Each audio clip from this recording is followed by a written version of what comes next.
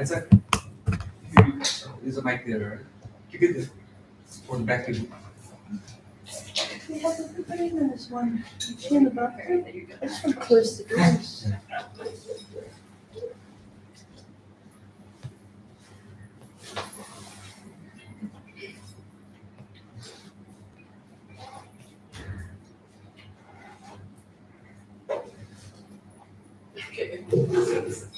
So good morning, everyone. Good morning. Good morning. Well, so we'll begin like yesterday with do a little meditation and generate a positive motivation, and then recite the same prayers at the beginning.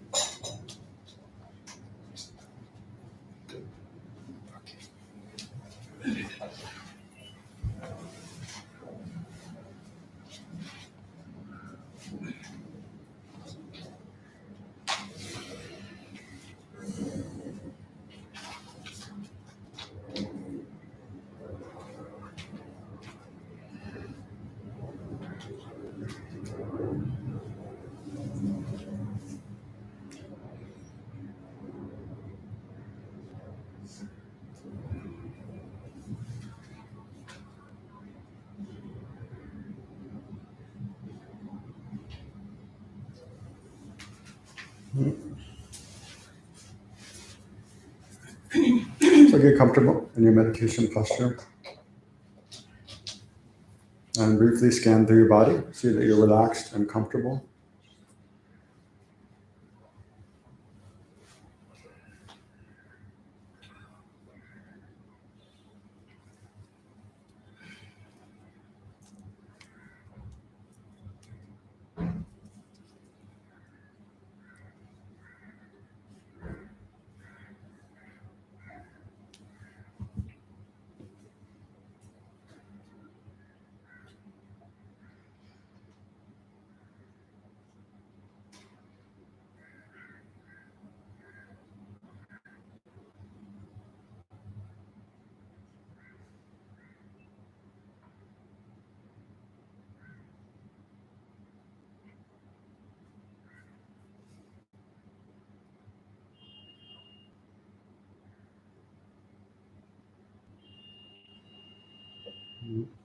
Then if you like, visualize yourself surrounded by all sentient beings, beginning with your mother of this life to your immediate left, and then all your female friends and family to your left and behind you. Just imagine them seated together with you. And then your father of this life at your right, and all your male friends and family to your right and behind you.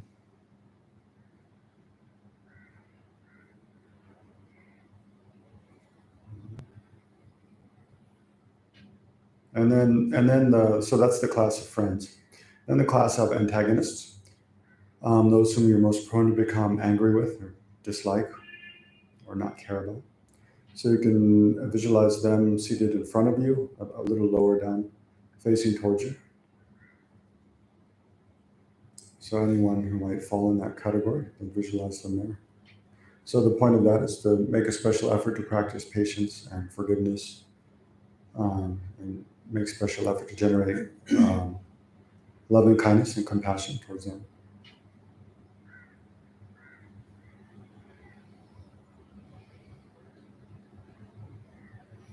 And then all the other sentient beings who don't fall in the class of friend or antagonist, you can visualize all around this vast space, all in human form.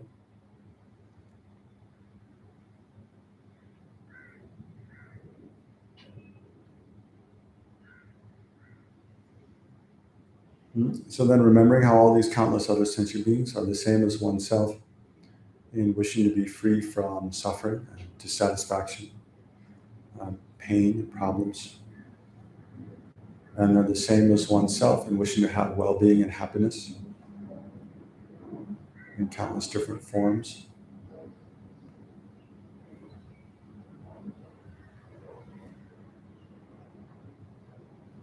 And then recollecting how one's life is interconnected with these countless other sentient beings, beginning with one's mother and father, family, friends, and then expanding on out to different acquaintances, neighbors, people in the same neighborhood, city, town, places you travel. Also animals, people who are part of the same society, different systems, chains of cause and effect.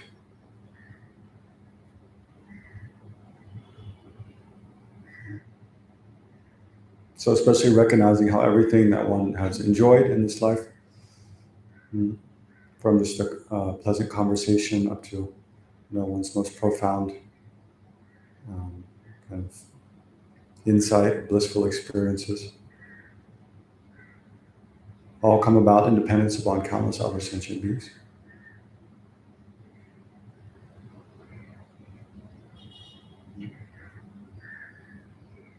And the same has been true in past lives and will be true in future lives, and is true of every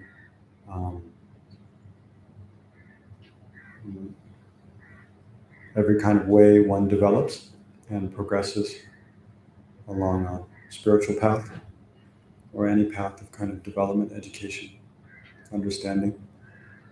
So all that also comes about in dependence upon countless other sentient beings, up to the state of full enlightenment. So reflecting on that, then I can use that as a basis to generate motivation for this session. So try to include not only one's own welfare, but also the welfare of countless other sentient beings, and then think not only of achieving aims of this life, but also future lives and the highest state of full enlightenment, or whatever one feels is the highest state possible for oneself to attain. Try to connect that all to this session and your intention for participating in this session.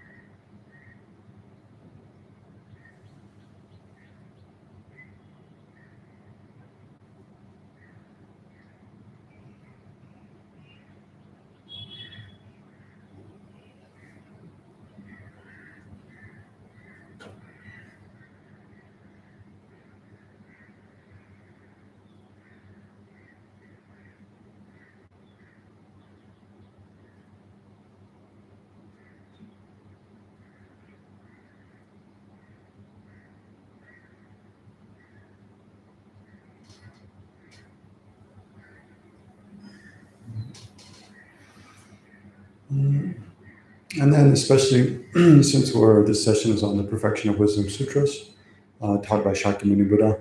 So if you like, you can visualize Shakyamuni Buddha in the space in front. And then if you'd like to do so even more elaborately, you can visualize Maitreya Buddha to his right, and all the grooves of the lineage of vast activities. And then to the Buddha's left, Manjushri, and all the lineage lamas of the profound view. Anyway, if you know how to do that, you can. Or just imagine, especially, the foremost, after the Buddha taught the Perfection of Wisdom Sutras, the foremost ones who explained, wrote commentaries on the meaning, especially of the view of emptiness the Buddha taught, or like Nagarjuna, Aryadeva, Buddha Palita, Bhaviviveka, Chandrakirti, and others. So if you like, you can also imagine there in the space before you, together with Shakyamuni Buddha. And then we'll recite some prayers as a way of kind of making offerings to, accumulating merit, remembering the qualities of, and also invoking the blessing of Buddha and other masters to help us generate insight into the meaning of the Perfection of Wisdom Sutras in order that we can make our lives more useful and meaningful, helpful to other sentient beings.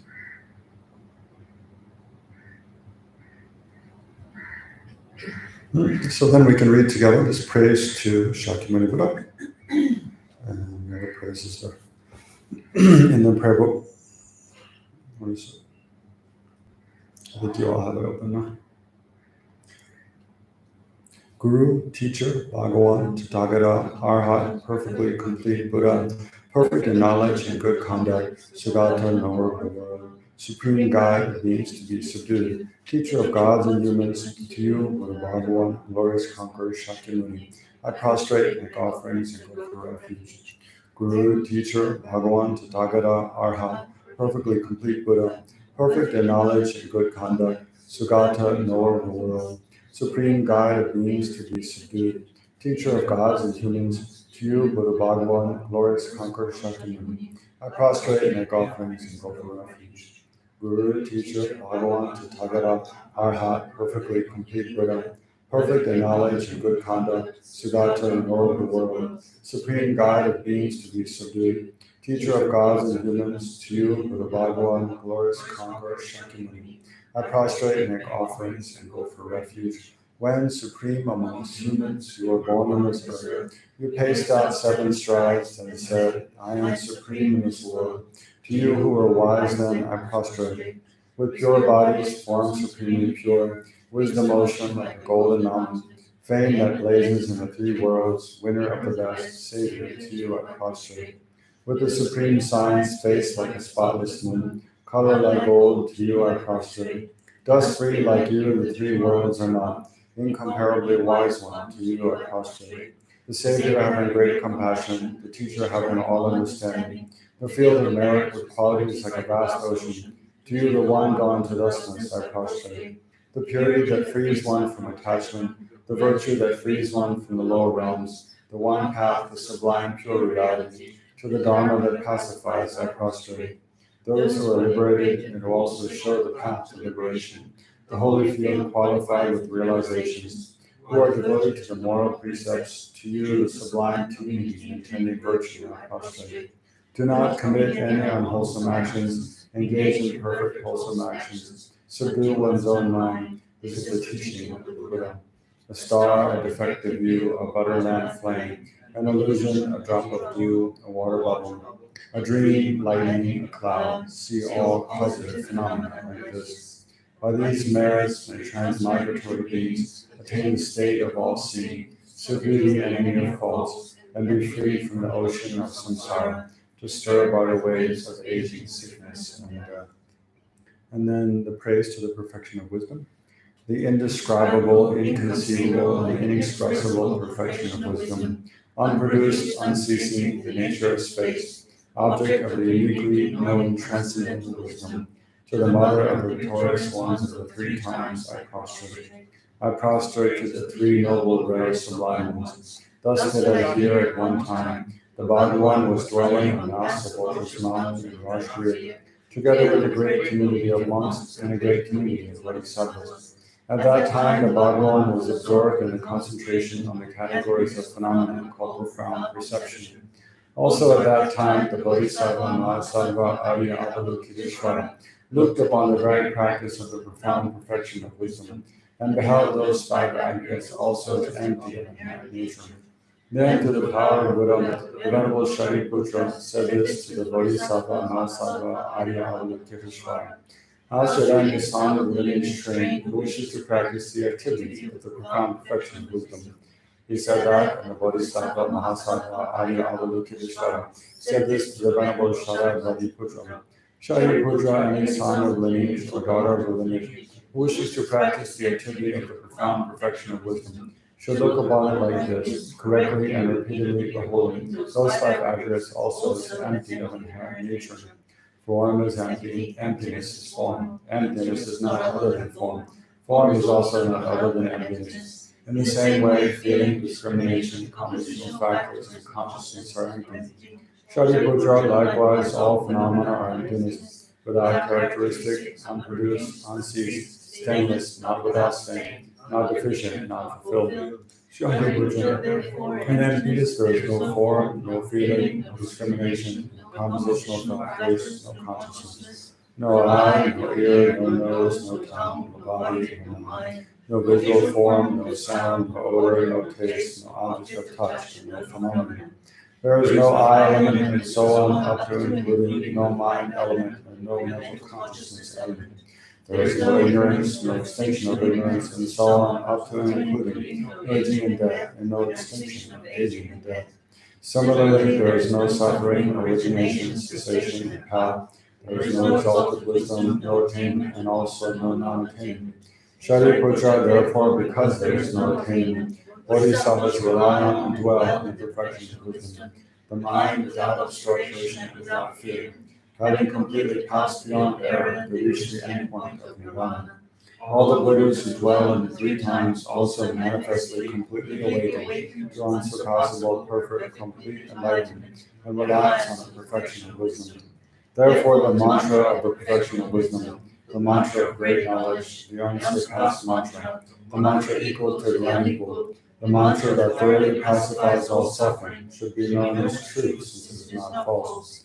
The mantra of the perfection of wisdom is declared, Taya Tam Gade Gade Para Gade Para Sam Gade Bodhi Soham. Shariputra, the Bodhisattva Mahasabha, should train in the profound perfection of wisdom like that. Then the Bhagavan arose from that concentration and commended the Bodhisattva Mahasattva Arya Avalokiteshvara. Well said, son of lineage. It is like that. It is like that. One should practice the profound perfection of wisdom just as you indicated, even as the Tathagatas rejoice. The Bhagavan, having thus spoken, the Venerable Shariputra, the Bodhisattva Mahasattva Arya Avalokiteshvara, and the roads surrounding in their entirety, along with the world of gods, humans, Asuras, and Gandharvas, were overjoyed and highly praised as spoken by the Bhagavan. Then we'll skip down to the short mandala offering. On page 17. Yes, page 17. Saji Bodhi Joshi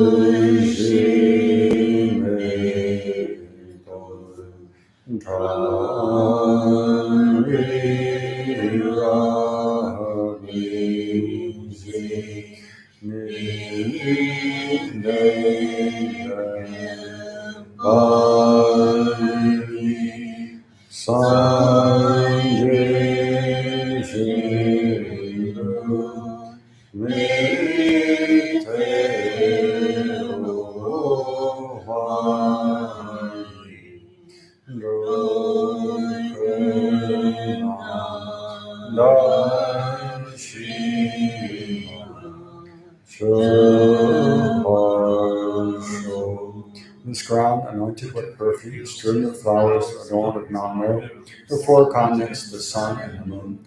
I imagine this a Buddha land and offer it. May all transmigratory beings enjoy this pure land. Perfect, pure, holy gurus from the billowing clouds of wisdom and compassion in the sky of Dharmakaya. Please let fall a rain of profound and extensive Dharma upon the earth of those to be subdued exactly as they need. Yelam Guru Rara Mandala Kanyaratayam.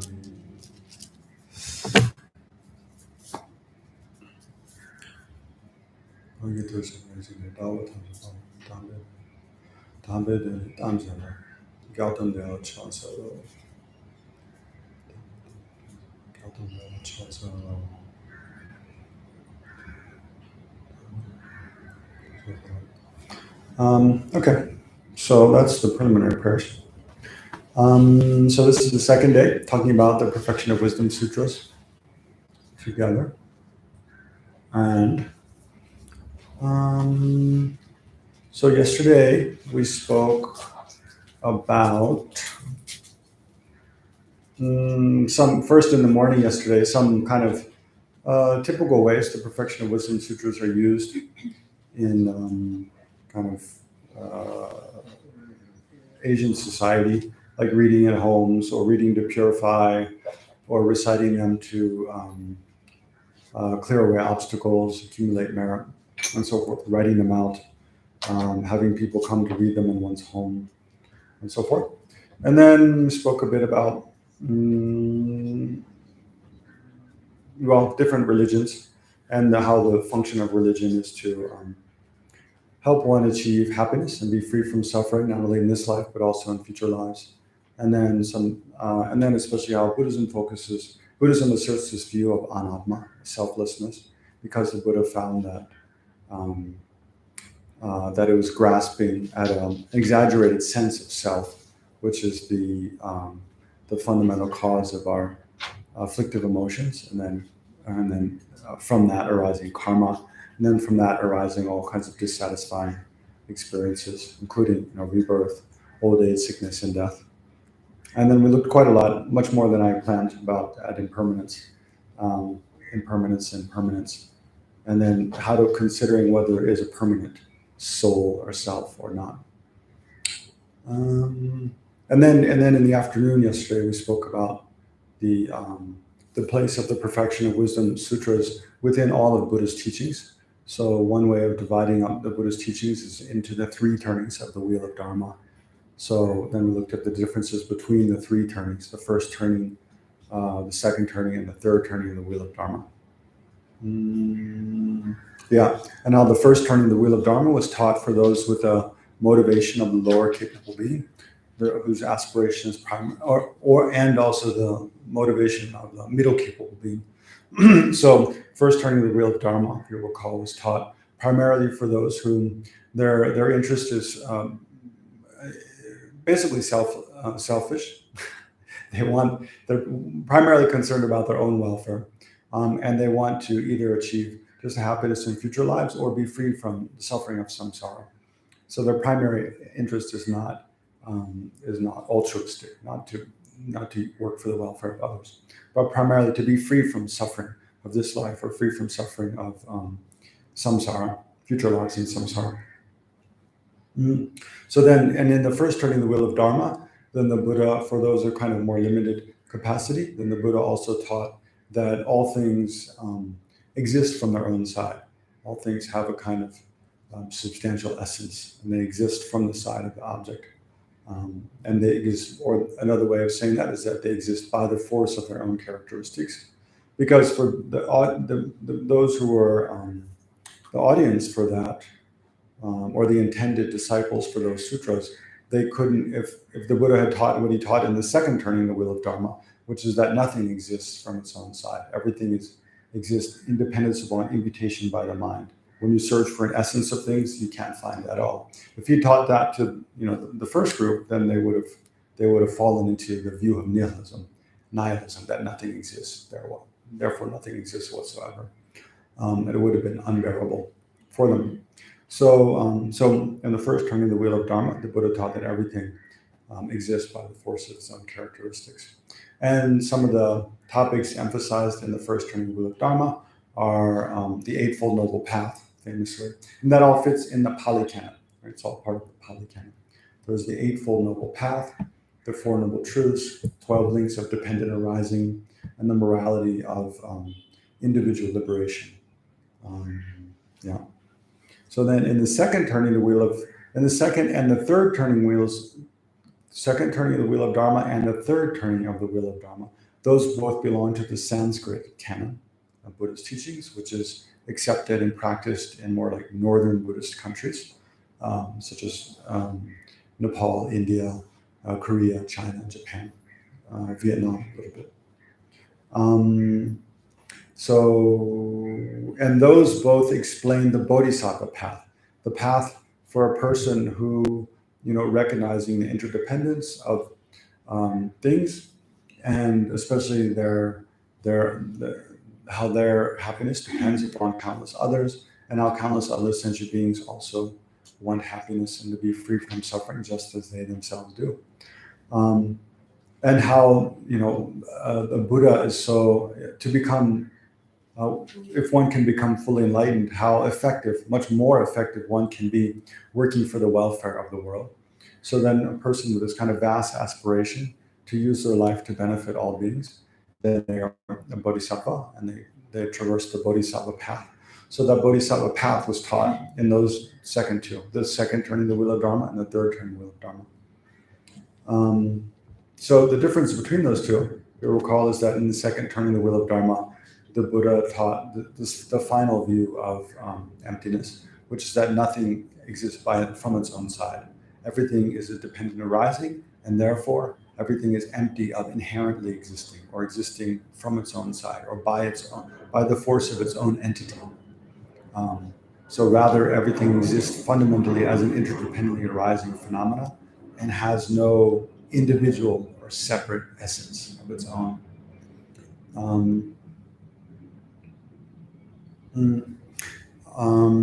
Whereas in the third turning wheel of the Dharma, the Buddha divided phenomena up into three groups, which are called the thoroughly impure. I didn't mention yesterday, but yeah, because it's maybe not useful, so I probably shouldn't mention now, but I will because it's on my mind. I'm curious. Yeah. So the thoroughly imputed phenomena means like everything that's permanent, but it's not ultimate. It's not an ultimate truth. It's not emptiness. So put emptiness aside. It's a special category, or ultimate truth. It's kind of a synonym for emptiness, you could say. So everything else that's permanent is kind of like they're like abstract concepts, more or less. They exist in abstraction. So they're called thoroughly imputed phenomena. Those phenomena, they don't have an essence. They don't exist from their own side. But then everything that's impermanent is called other-powered phenomena. It's just another term for impermanent phenomena. Other-powered, what it means is those phenomena are produced by something other than themselves, which is their causes, right? Like, think, what are the causes of you what are the causes of you as a person? Or we can maybe in a more limited way, what are the causes of our body in this life? Basically, the sperm and egg from our parents, right? Our parents and sperm and egg that come from the parents. That's what becomes the body of this life. Of course, they meet and then start, reproducing? Not reproducing, they start dividing, cell division. And then that grows into our body. And of course, it has to be nourished by all kinds of food and nutrients. But all those things are other than us. Our parents are other than us. Our sperm and egg are other than us. All the food we eat, the water we drink, the air we breathe is all other than us. So, and yet we exist by the power of those things. So therefore, we're other-powered phenomena. Everything that's impermanent is like that. Because everything that's impermanent is produced by causes and conditions which are other than that thing. So therefore, everything is other-powered phenomena. And all those other-powered phenomena, for the mind only view, so the third turning wheel of Dharma is where the Buddha taught the mind-only school view of kind of the world, or the Chitta Matra school. The metaphor Chitta means mind, Matra means only, I guess. I'm not really sure. So for them, then other-powered phenomena, impermanent phenomena, they're truly existent, means they exist by the force of their own entity or their own characteristics. And then the third category is called Yongdru, means like Kunda. Yongdru means like completely established. But again, it's just another funny term. Basically, it means ultimate truth or emptiness. So emptiness is also, because it's the kind of fundamental nature of all things for them as well. Although what they mean by emptiness is different than in the second turning wheel of Dharma. But that's also exists by the force of its own characteristics. So anyway, the basic thing to remember is, in the first turning wheel of Dharma, and this, I mean, I'm presenting because we only have 2 days, and I can only present according to one philosophical view. But this is not like this way of dividing or distinguishing the three turnings of the wheel of Dharma is according to Lama Tsongkhapa, right? So, but he's reacting at the time he developed this kind of interpretation. He's reacting to like Dolpopa Sera Jey, I believe, like a previous Shakya scholar. So Sakya scholars came before. Of the four schools in Tibetan Buddhism, the Nyingma is the old school, it's the oldest. And then there's the three new schools. Of those three, the Shakya is the oldest, then the Kagyu, and then the Gelugpa is the youngest.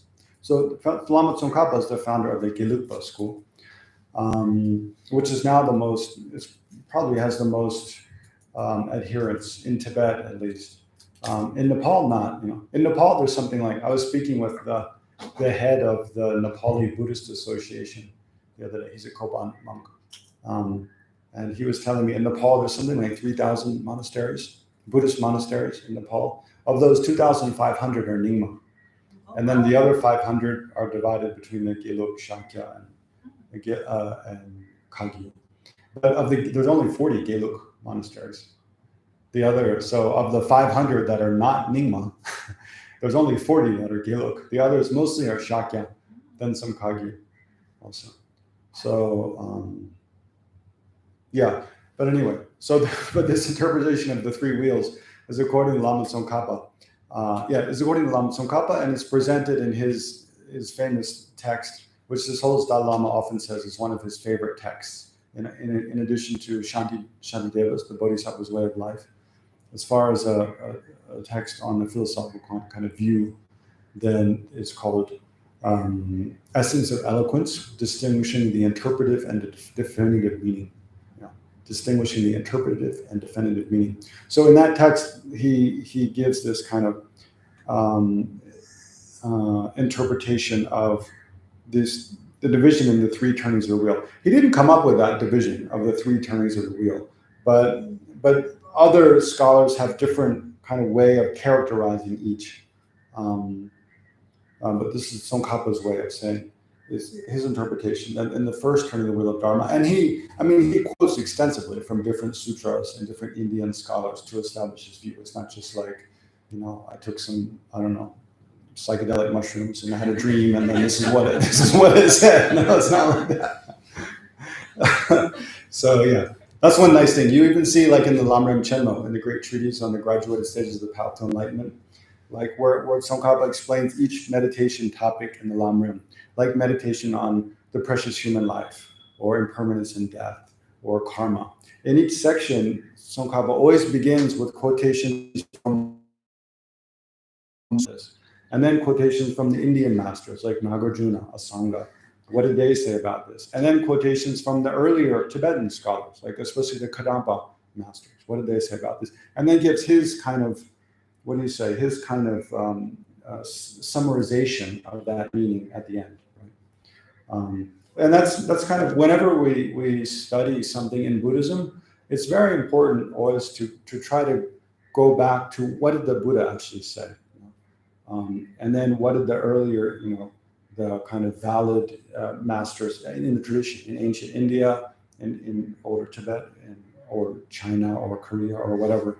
Always look for valid sources of information. Like, don't believe, especially these days with this, plethora of access to all kinds of different information and through, internet and electronic technology, which is very good in many ways. But there's also a huge danger, just like not only in Buddhism but every field, of misinformation being like completely spread. And so if you're not kind of, a little skeptical or not cautious or not, there's a better word I'm thinking of.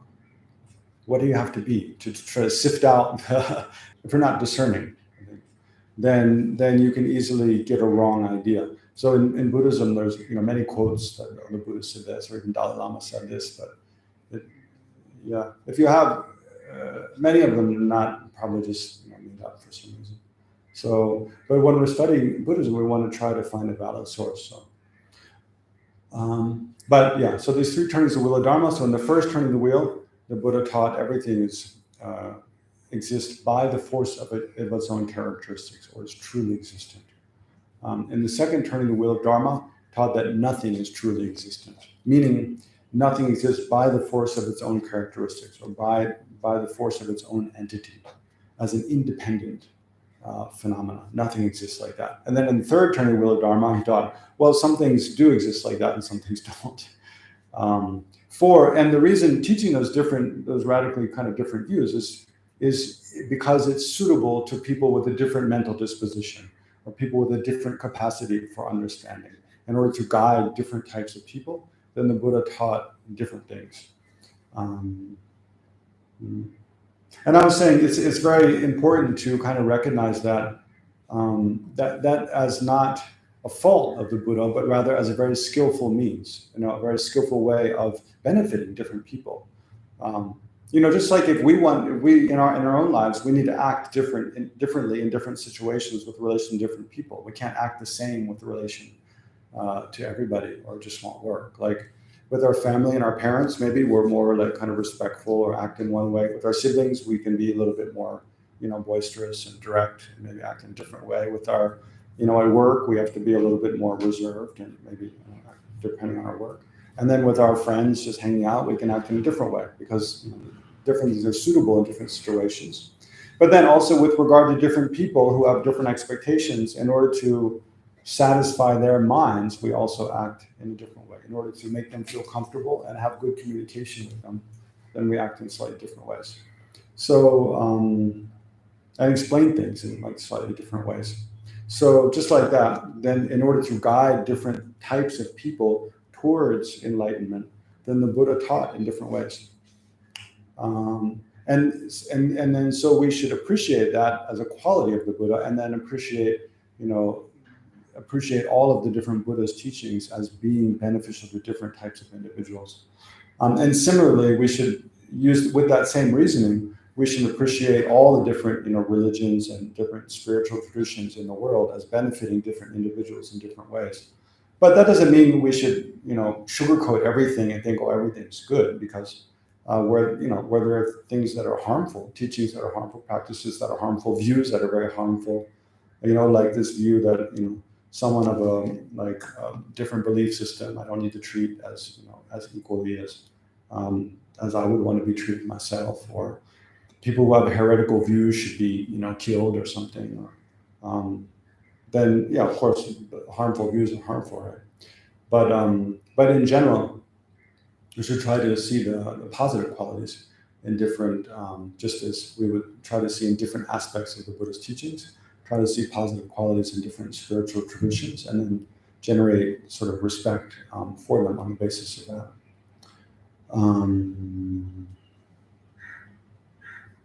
Okay, so I think that covers everything we spoke about yesterday. So today the main thing I want to do is look more at some of the actual, look at some of the Perfection of Wisdom Sutras, get into the texts a little bit, compare a bit. But before that, like I was saying at the end of the day yesterday, I want to try to make sure, because there's a danger when we look at the different texts, as you'll see, there's a danger it just becomes a very intellectual exercise, and we don't relate it or don't know how to relate it to our own practice, right? But then that'd be completely missing the point, right? So, so I thought to do a little bit of meditation before we start this morning. But don't get in your meditation posture yet, and I'll talk a bit more. I can see you all starting to be like, okay, look, what do I do now? I have to be still. Not yet, okay.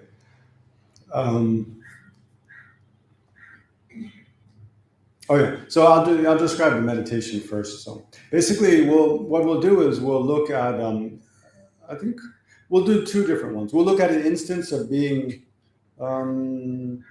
maybe first being angry, and then see. So when we do that, though, we want to try to think of an instance, and don't think when you were the most angry you ever were in your life, because it could even overwhelm your mind, so you can't meditate, and you just start thinking about how you were so angry at that person. Start with a mild instance when you're kind of upset with someone, a little bit irritated, like that. And the same with attachment. Then we'll look at a case of when we were very attached, or maybe some form of attachment, like could be jealousy or lust or just like craving something. But again, not one that's so intense that as soon as you think about it, it triggers all these other emotions and you just can't like think rationally anymore. So let's just start with a mild form of attachment. But in both cases, we'll think of first a situation of anger, and then try to kind of imagine, being in that moment again. We were kind of irritated, upset with someone. But then with the corner of the mind, we want to look at how, well, first of all, did that anger arise from selfish concern, right? At that moment when we were, and maybe a little bit before we got angry, were we primarily concerned about ourselves or primarily concerned about others, right? So, and is there a connection between this kind of selfish concern and becoming angry? Is there a connection there or not? We want to investigate that. And then even further, we want to investigate, and if there was a kind of selfish concern, how did I perceive myself? What was the sense of self I had in that moment? Did the self seem to be like this kind of, thing that's, made up of different parts and, arising from different causes and conditions and interconnected with others in the world? Or did it seem to be just this solitary kind of chunk of stuff, this solitary concrete entity that's just existing by its own power, that has its own reality just there, independent of my ideas about myself, independent of my experiences, just this solid kind of real sense of self? So we want to investigate that. So again, we'll start with anger. Think of a time we got a little bit irritated at, could be irritated at ourselves, irritated at someone else, at something, whatever. And then think, was that anger connected with the selfish, self-centered concern? Or was it, at that time, was it more concerned with others? How was that? Was it, how was the sort of sense of concern? Was it more just me, kind of egoistic, myself? Or was it more altruistic, others? And then how was, actually you could skip that step. We could just look at what was the sense of self at that moment? How does the self appear at that moment? Does it appear as if it's kind of this solitary, concrete, unitary thing? Or is it something more complex than that? How did it appear?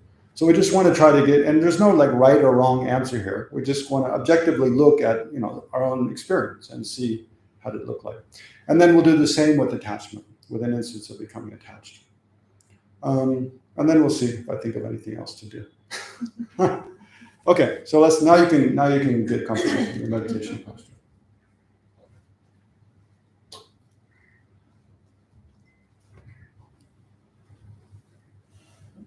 And we'll just try to keep it to, 15 minutes or so.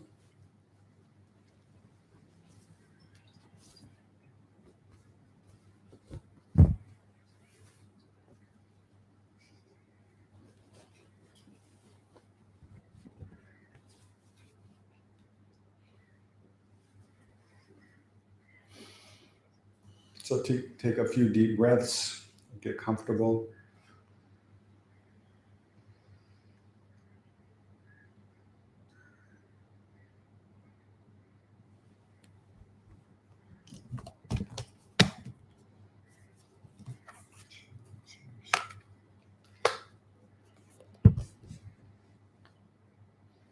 And then gradually gather your awareness inwards.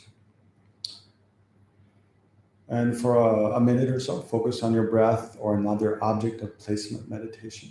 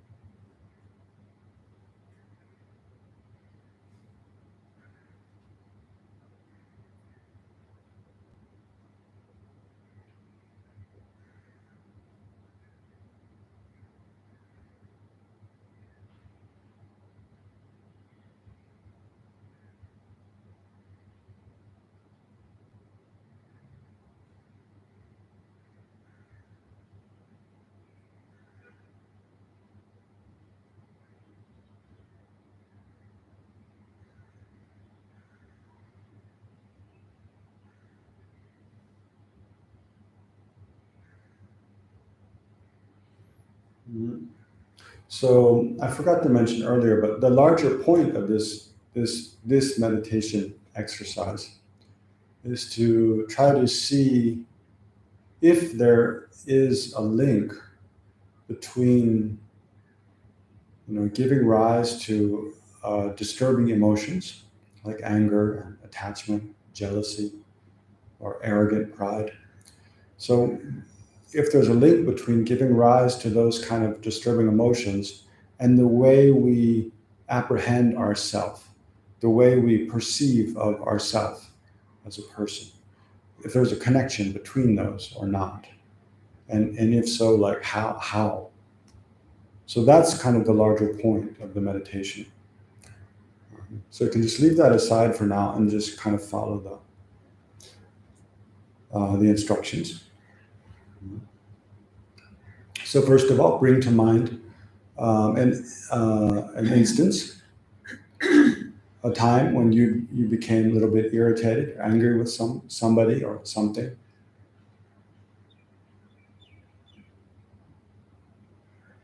So remember, anger is like when you see yourself or the object of anger, another person or some situation, as extremely unpleasant, undesirable, bad, and you focus exclusively on the negative aspects of that, and you feel like you want to hurt or harm or retaliate in response. So think of a time you became a little bit angry, and just try to put yourself in that. Imagine being in that moment again, and feeling, angry.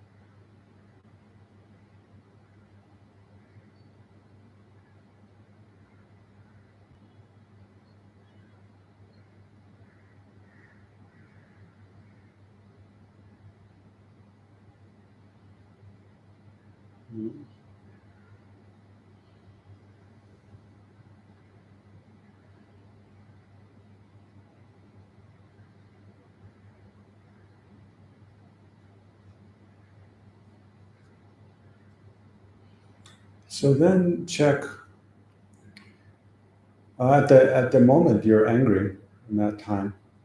Then how was your kind of a concern? Were you concerned primarily with yourself and your own wants and needs, or were you concerned more with those of others? Right. So with the corner of your mind, check that. What was the sense of your concern, or the object of your concern? Was it primarily oneself, kind of selfish concern, or was it primarily with others?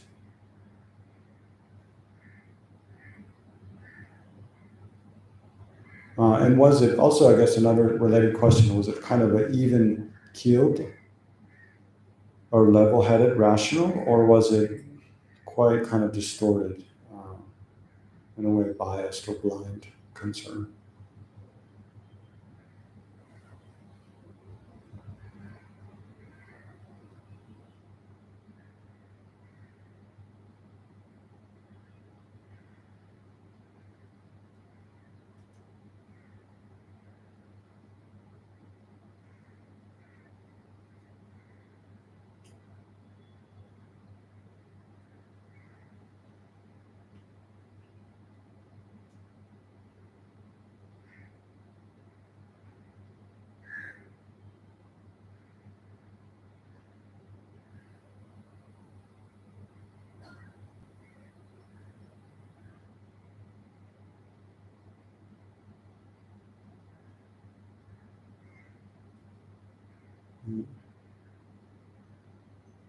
So while you're meditating, if you start to, it's important to maintain sort of a sense of what it was like to be angry in that moment.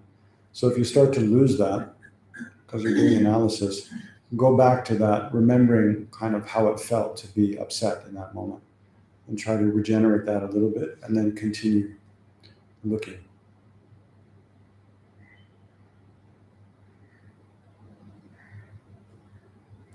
So then look at how, when you're upset, angry in that moment, what was the sense of yourself? How did the I appear? And the sense of me, oneself as a person. Was it strong or was it very weak? And did it seem like kind of a interdependently arising phenomena, interconnected with others? Or did it feel kind of lonely, like you're just an isolated entity existing, from its own side or by its own power, kind of separate from everything else?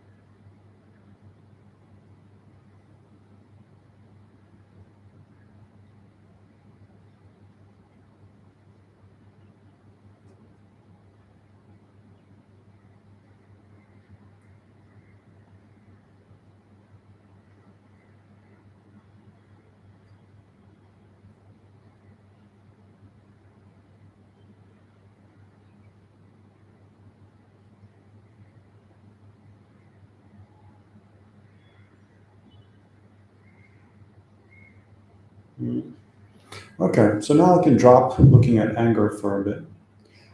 And we'll look at an instance of attachment. So remember, attachment is when we see something. We can be attached to ourselves, attached to others, but it's when we see something as attractive and desirable, and we exaggerate the attractiveness of the object. We exaggerate its ability to give us pleasure, satisfaction. We focus exclusively on the attractive characteristics of the object that we perceive. And then we long to possess or to enjoy or not be separated from it. We have a longing for the object. So remember an instance of, again, a kind of mild attachment for something, but still it's clear enough that it's very distinguishable from other emotions. It's very clearly a case of kind of longing attachment for something.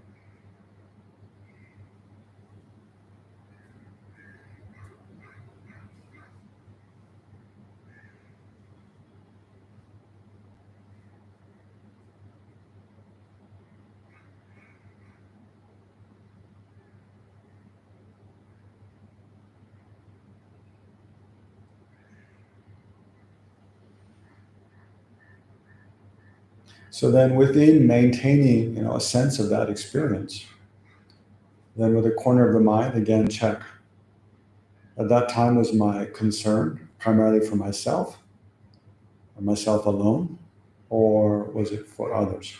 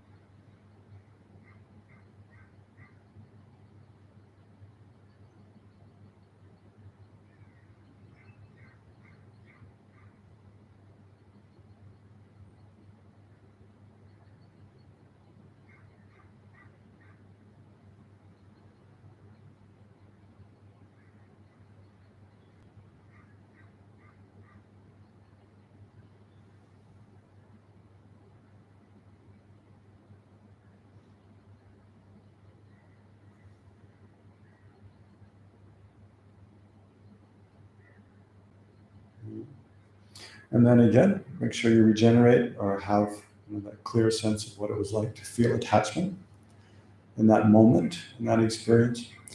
And then, so once you regenerate that again, then look at how does the self appear.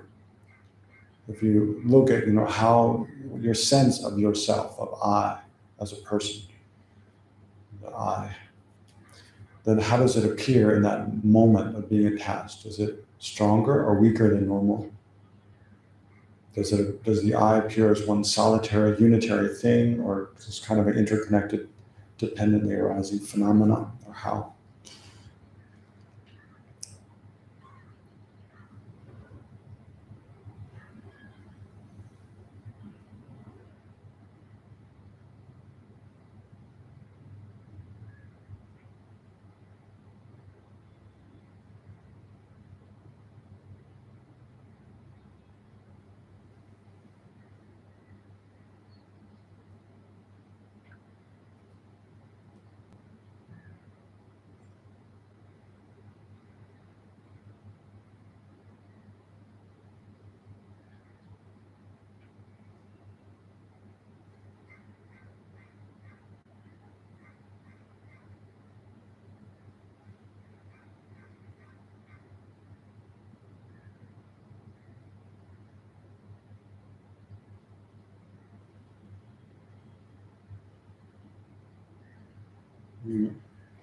Okay, so now the final step of the meditation. So we'll go back to the initial question.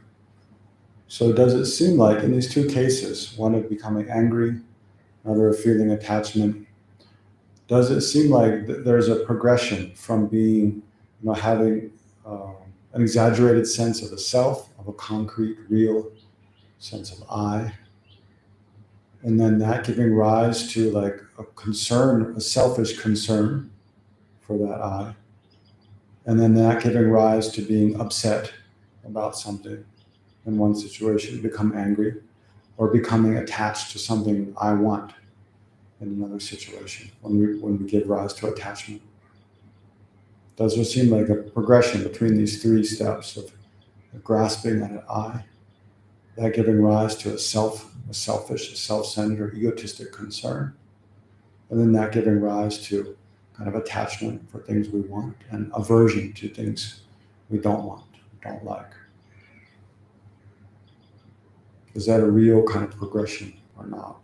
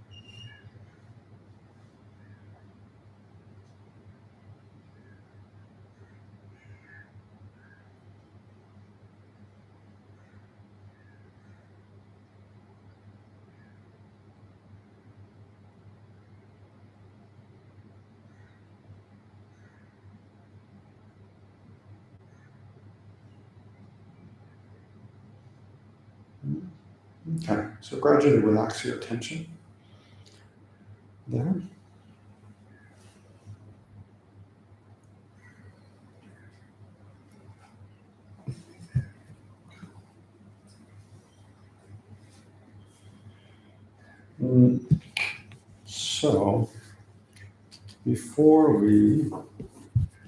So now let's start looking at some texts. So first we'll look at, we'll look at a passage directly related to that meditation. But first, before we do that, look in the prayers we just did. for the prayers for teaching occasions. Before the Heart Sutra, I'll tell you the page number in a minute.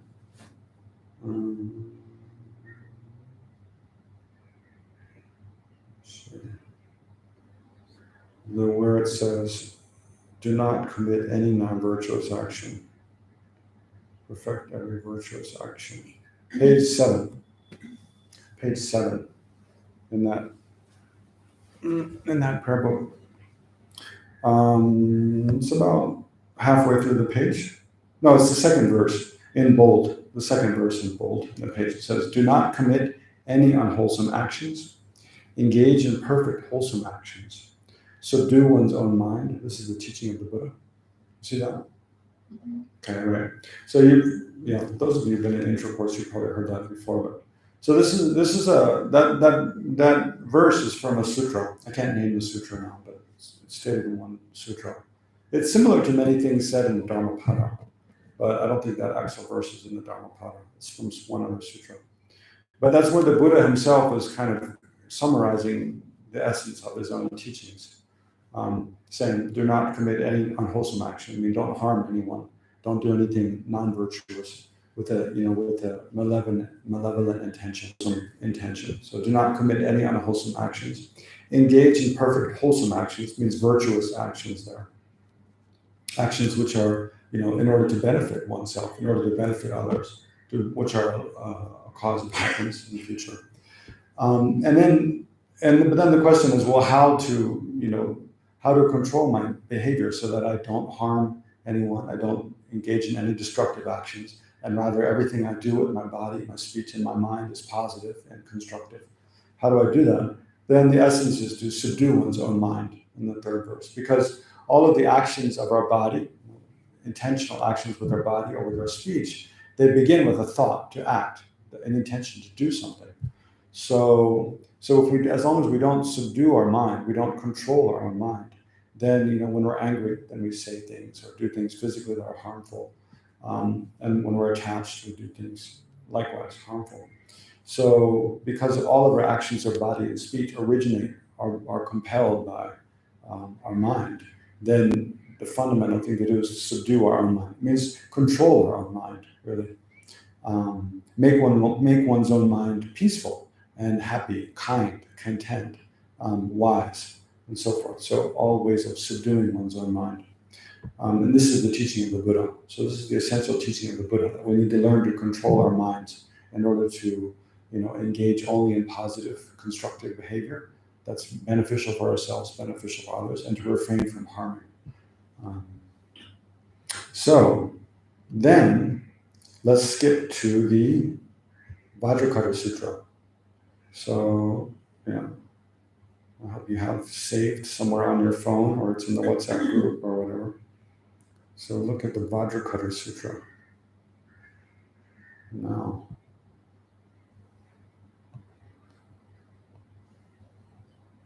and let me find the page. I think it's around page 15 that I want to look.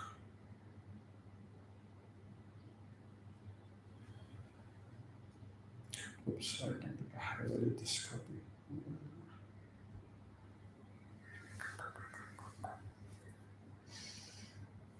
Okay.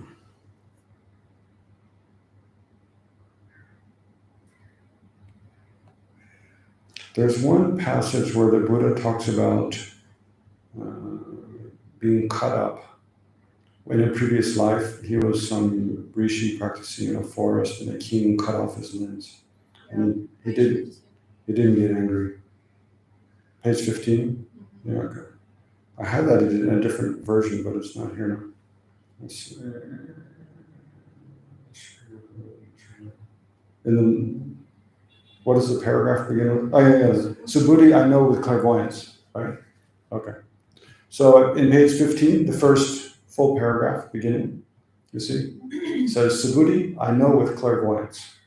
You see that? Starts from the end of 14,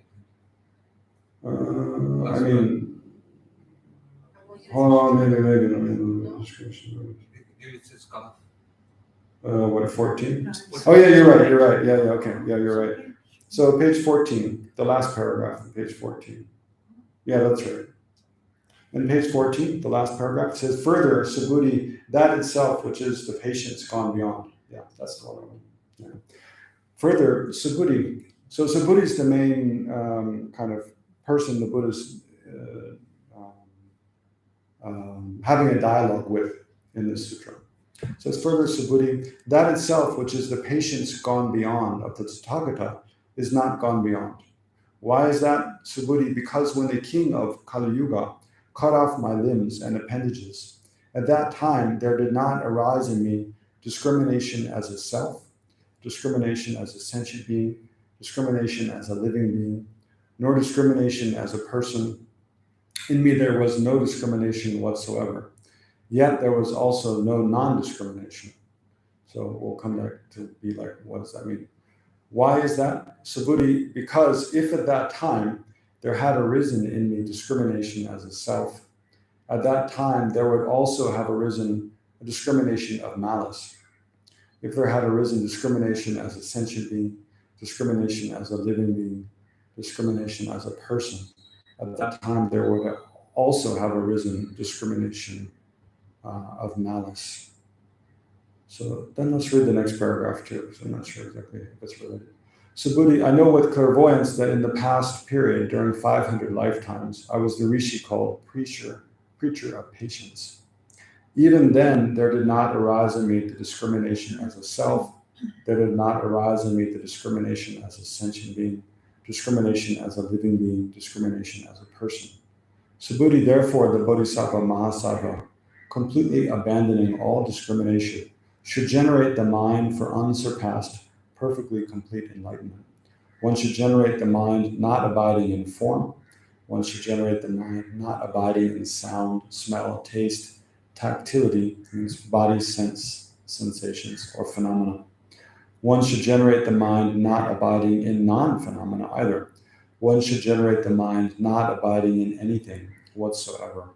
Why is that? Because that itself which is abiding does not abide. Therefore, the Tathagata taught the Bodhisattva should give gifts not abiding. That's the very first thing. In the very first, one of the first paragraphs at the beginning of the sutra, the Buddha begins by saying that Subhuti asks the Buddha, how should bodhisattvas practice the path?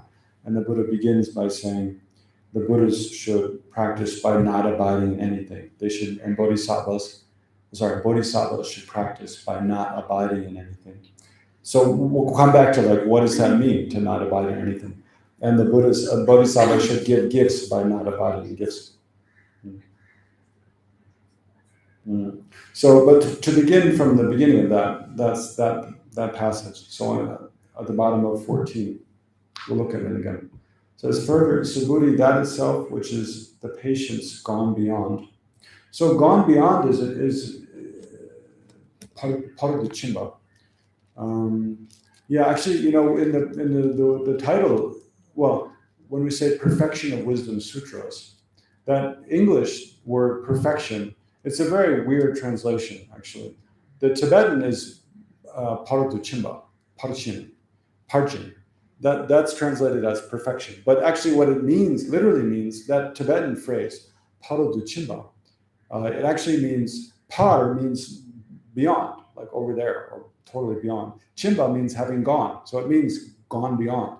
In the sense of, like, if you're crossing a river, then the farther shore is over there. When you go across the river, you go beyond the river to the farthest shore. So in the sense of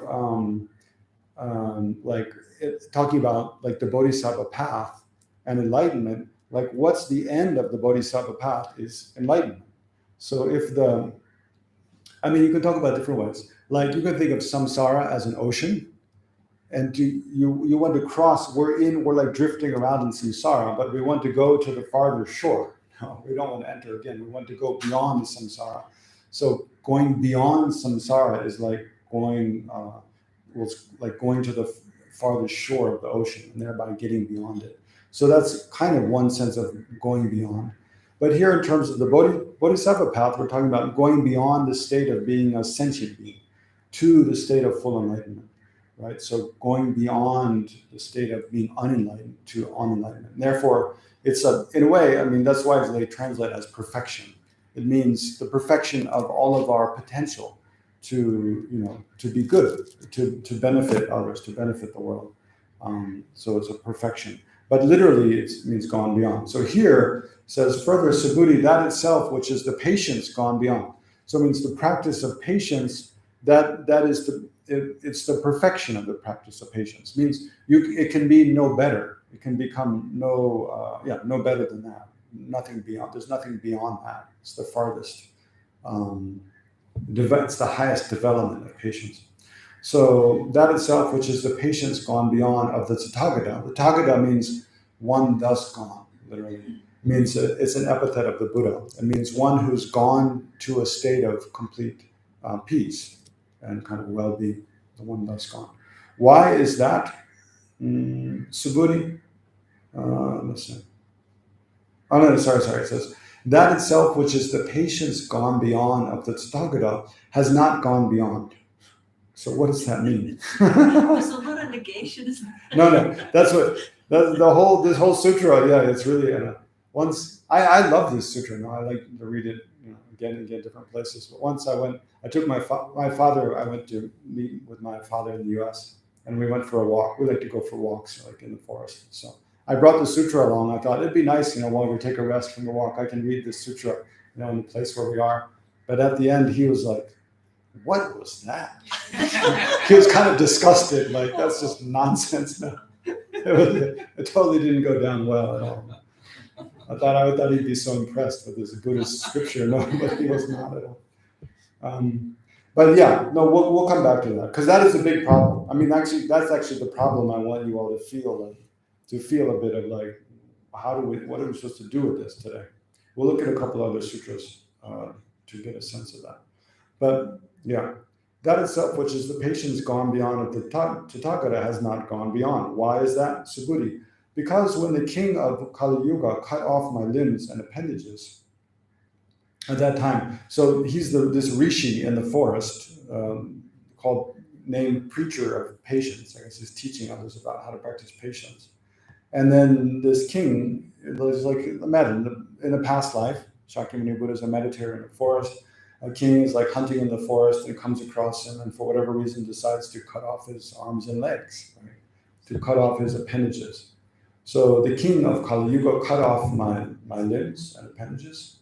At that time, there did not arise in me discrimination as a self, discrimination as a being, discrimination as a living being, nor discrimination as a person. And in me there was no discrimination whatsoever.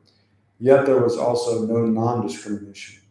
Why is that, Subhuti? Because if at that time there had arisen in me discrimination as a self, at that time there would also have arisen discrimination of malice, right? So that's the key one.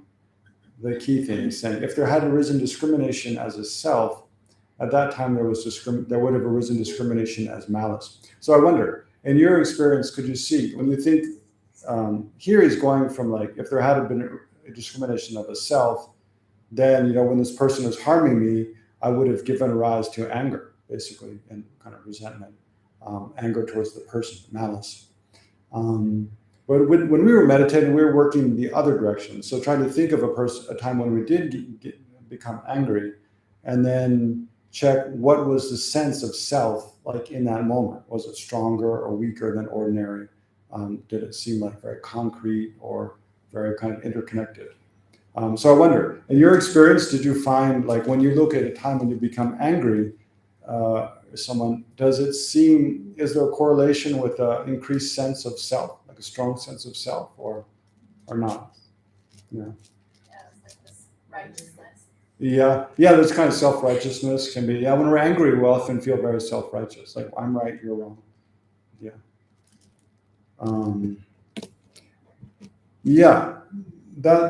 But you have to don't jump to conclusion just because that's what the Buddhists say. I have to kind of look at it objectively, but that's what the Buddha is saying. Like but then it's also important to think about because he's kind of presenting an alternative here. Like if there's no discrimination of a self, then he's saying because there was no discrimination of a self at that time, then there was no anger, there was no malice. I didn't give rise to anger.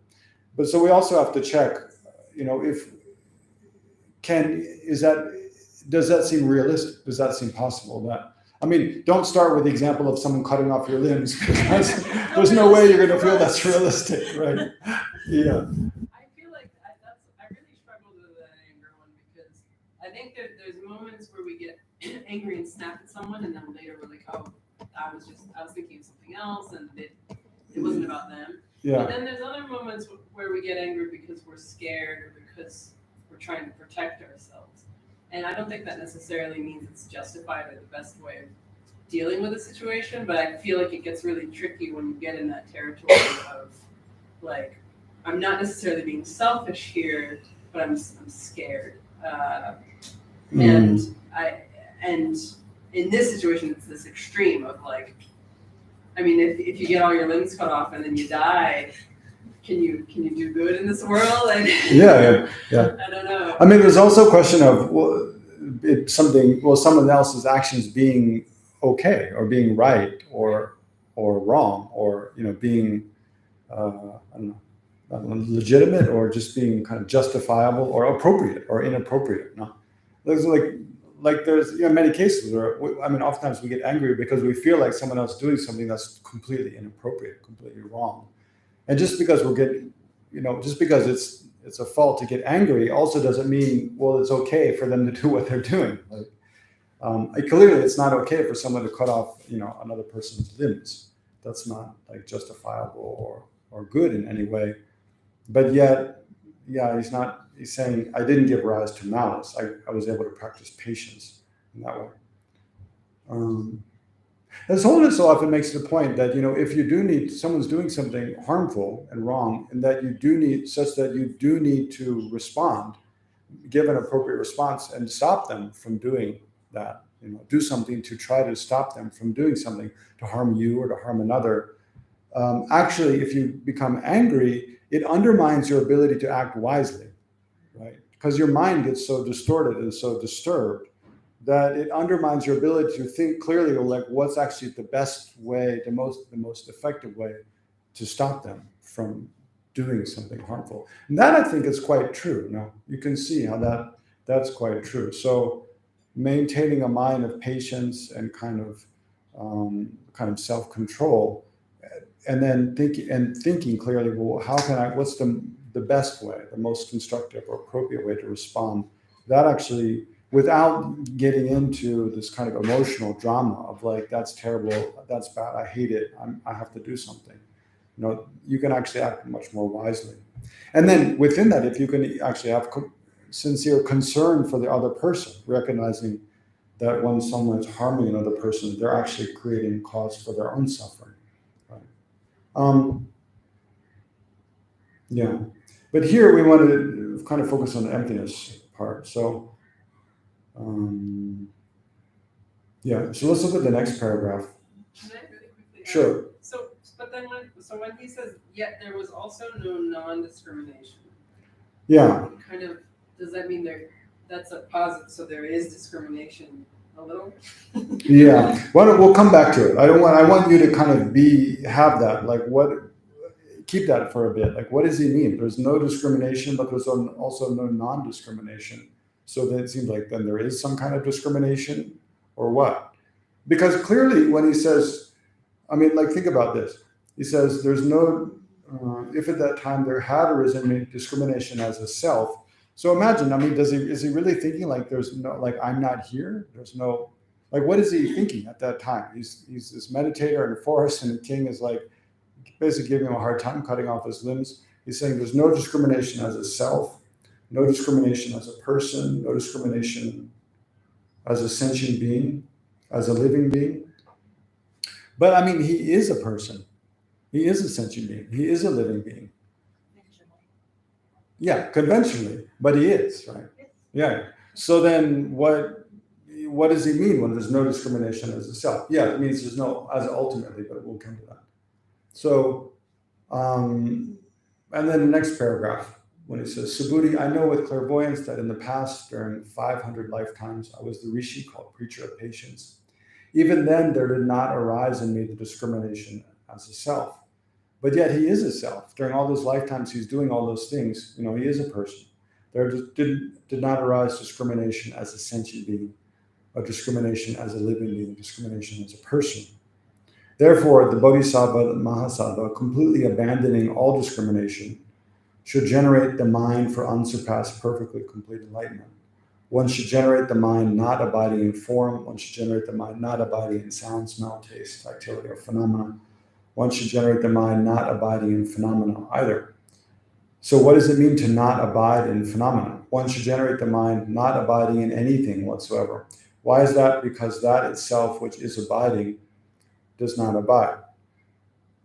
So that itself which is abiding does not abide. So again, what does that mean? Therefore, the Tathagata taught the bodhisattva should give gifts, not abiding. So imagine like a bodhisattva giving gifts to others. If you give a gift to others, clearly there is, you're the person giving gifts. There's a gift being given. You're giving to someone else. You have to, be aware of those, the things when you're acting in that way. You are aware of things, whether you're giving forms or sounds or smells or tastes. So he is touch. discriminating. Yeah. So it seems like there is discrimination. So then what does it mean to say there's no discrimination? Right? That's the big question. So let's look at another sutra then. So we'll leave that one for now. And go look at, let's try the Kausika, the Perfection of Wisdom Kausika, the TOH 19.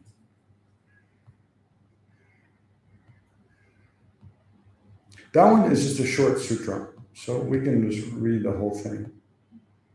It's not much longer than the Heart Sutra. On page 11 is where it actually starts. Page 11. You all see that file? Kausika? You got to page 11?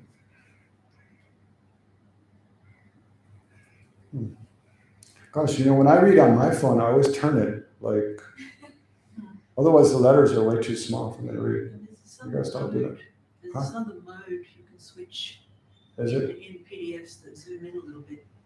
I see. Okay. I know. As long as you can see it. Helps. So let's read. It says, homage to all the Buddhas and Bodhisattvas.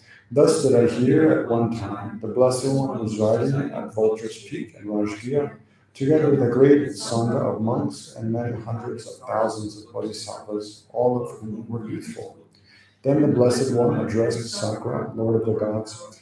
Kausika, this is the meaning of the perfection of wisdom. Do not view the perfection of wisdom as being two, nor is it not two. It is neither a mark nor not a mark. It is neither something to adapt nor something to abandon. It is neither increasing nor decreasing, neither polluted nor not polluted, neither purified nor not purified, neither abandoned nor not abandoned, neither remaining nor not remaining, neither to be applied or not to be applied, neither connected or not connected, neither a condition nor not a condition, neither a dharma or not a dharma, neither suchness nor not suchness, and neither the limit of reality nor not the limit of reality. Similarly, Kausika, the meaning of the perfection of wisdom is as follows. All phenomena are fundamentally sameness. The perfection of wisdom is itself sameness. As all phenomena are profound, the perfection of wisdom is profound. As all phenomena are isolated, the perfection of wisdom is isolated. As all phenomena are immovable, the perfection of wisdom is immovable. As all phenomena are without thought, the perfection of wisdom is without thought. As all phenomena are free of fear, the perfection of wisdom is free of fear. As all phenomena are free of anxiety, the perfection of wisdom is free of anxiety. As all phenomena are of one taste, the perfection of wisdom is of one taste. As all phenomena are unborn, the perfection of wisdom is unborn. As all phenomena are unceasing, the perfection of wisdom is unceasing. As all phenomena are like space, the perfection of wisdom is like space.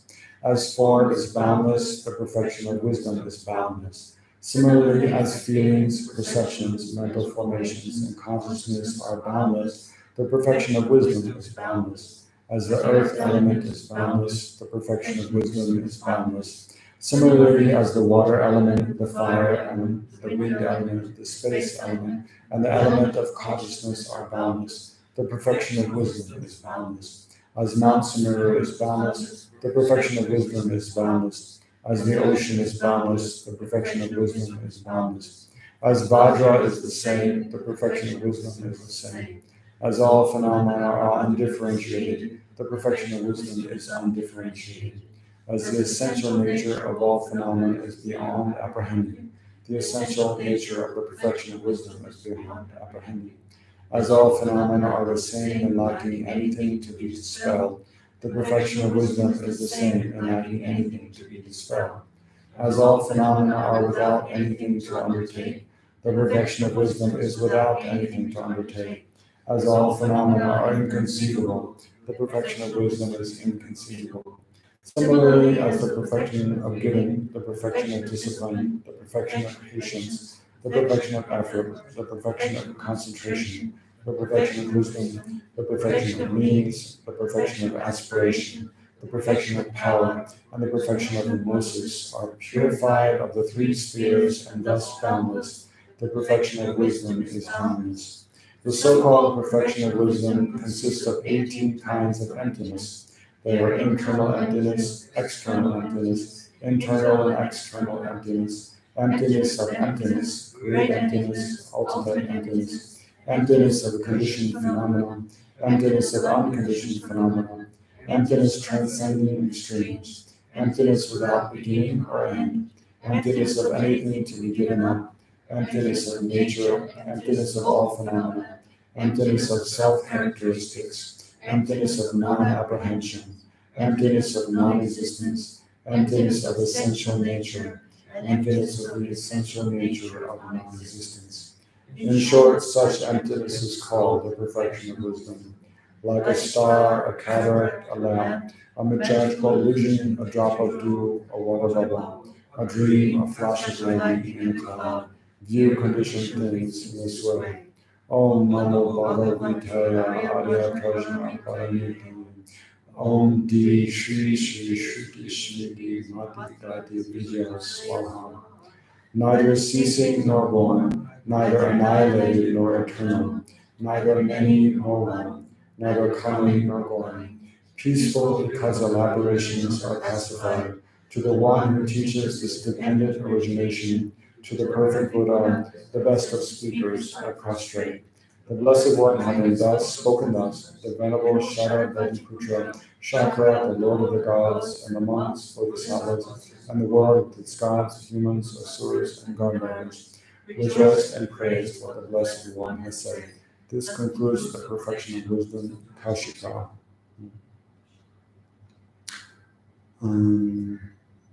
So let's look just at the beginning of that one again, the first.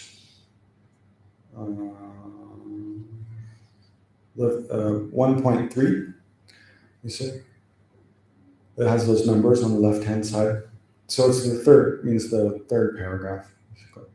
Then the Blessed One addressed Shakra, the Lord of the Gods, said Kashika. So Kashika is the name of the Lord of the Gods, Shakra, and he's the one the Buddha is speaking to. This is the meaning of the perfection of wisdom. Do not view the perfection of wisdom as being two, nor is it not two. It is neither mark or not mark. It is neither something to be adopted nor something to abandon. So he seems to be,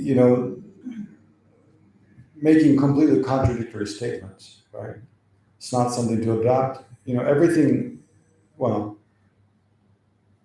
what is neither, you can say it's neither increasing nor decreasing, either polluted or not polluted. Like say that pair, like polluted or not polluted. Everything that exists is either polluted or not polluted. Okay. There's many of these dichotomies, neither purified or not purified, neither abandoned or not abandoned. They kind of include everything. So it's kind of like you can't mean literally that. So the question is, what does he actually mean? It's similar to, let's look at one more. Look at the Heart Sutra again, and then we'll get to the answer. So the Heart Sutra that we just recited for it's in the prayers before the teachings.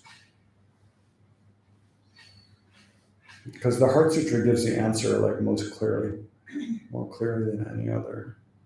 Well, any of the other ones we're looking at now. So look in the prayers before the teachings of the Heart Sutra again.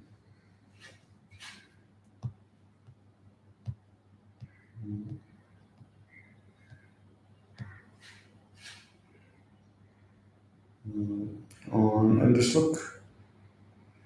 Find the page.